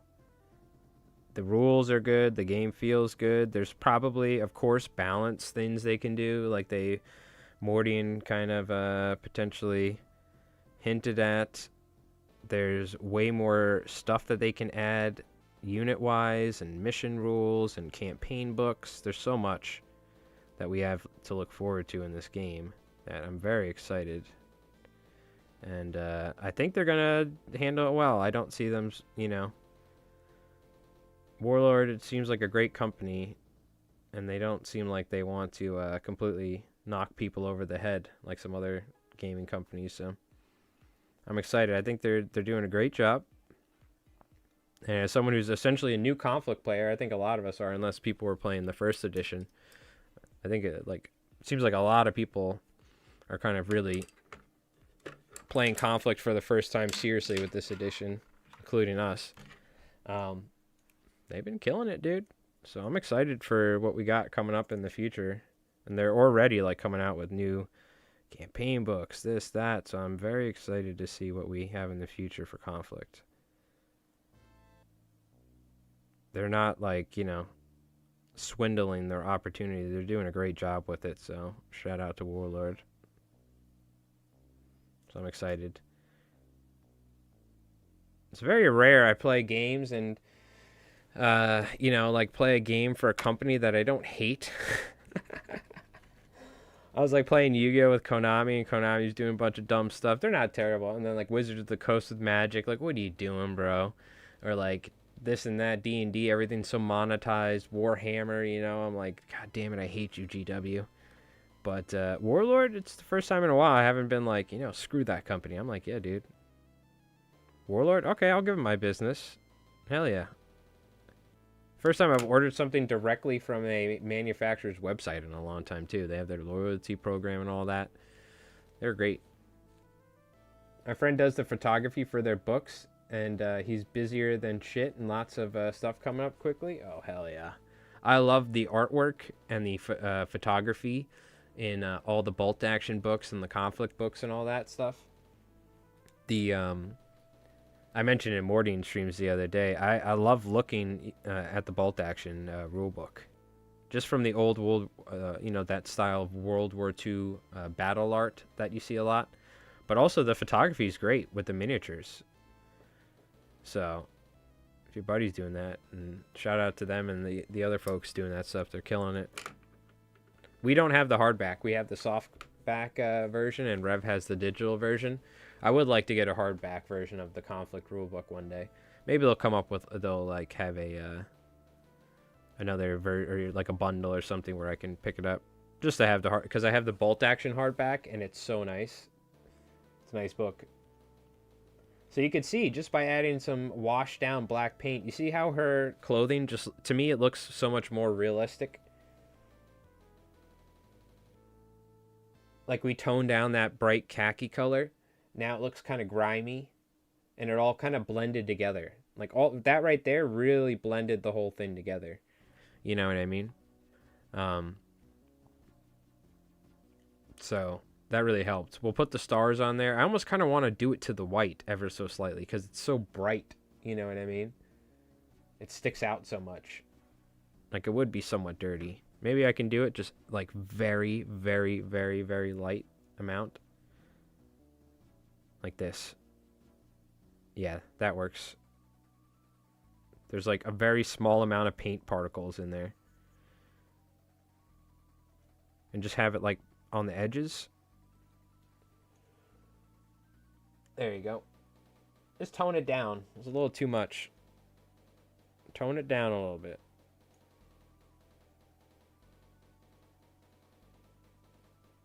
Cool. Looking good. Slop it on, baby. Let's go. Who needs to buy washes? You just take some matte black paint, thin it down, and just slop it on there. You're good to go. All right. Well, we got Roberta Wells in the books. There we go, chat. Round of applause. Thank you so much for hanging out tonight. Woo-hoo.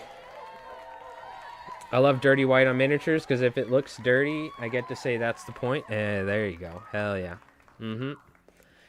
Well, yeah, like, let's be honest. What's the first thing to get absolutely dirty when a 100 or whatever, like a 82 mil, whatever caliber mortar shell goes off next to Roberta Wells and the platoon of,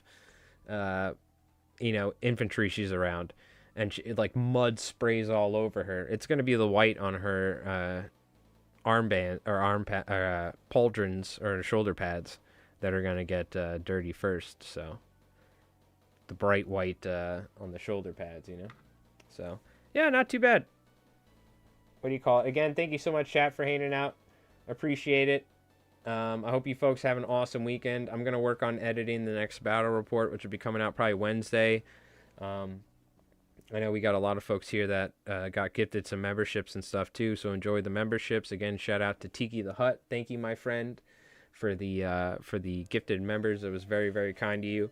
And you folks will have access, early access. So, what do you call it? You could probably watch. It'll be up early before Wednesday for you folks. So, we'll see. I'm not promising. I mean, we'll see. Hopefully, this one doesn't take me a while. But I'm working on turn 1, so we got, you know, I got a good amount done today. So tomorrow I'm gonna probably spend a good amount working on that video and my video for the other channel. So, but thank you, chat. Thanks for hanging out. And we're going to see this mini probably up in the next battle report as well. So maybe going up against probably a non-US force. So, but thanks again for hanging out. Frosty, thanks for chilling. Slim Thunder, Doc, Rev, San Diego, Eternal, Squig. Again, shout out to Tiki the Hut. And thank you so much, everybody, for hanging out. Boot, Mountain, appreciate it. And for anyone that's been lurking in the background, you guys, hopefully you have an awesome weekend. And if you play any games, good luck. Hope you get some games in. And we'll see you folks soon. We'll probably do a hobby stream at some point during the week. And I'm going to try and stream during the weekends, either Saturday, maybe sometime Saturday, Sunday, if we have like a big game coming up and I have to get a bunch of stuff done. So, what do you call it? We'll be streaming at least once a week, maybe twice a week or something. We'll see, depending on how much stuff we got going on. So. But thank you, chat. You have an awesome weekend, and you take it easy and stay safe. And till next time, as always, keep rolling high on those dice.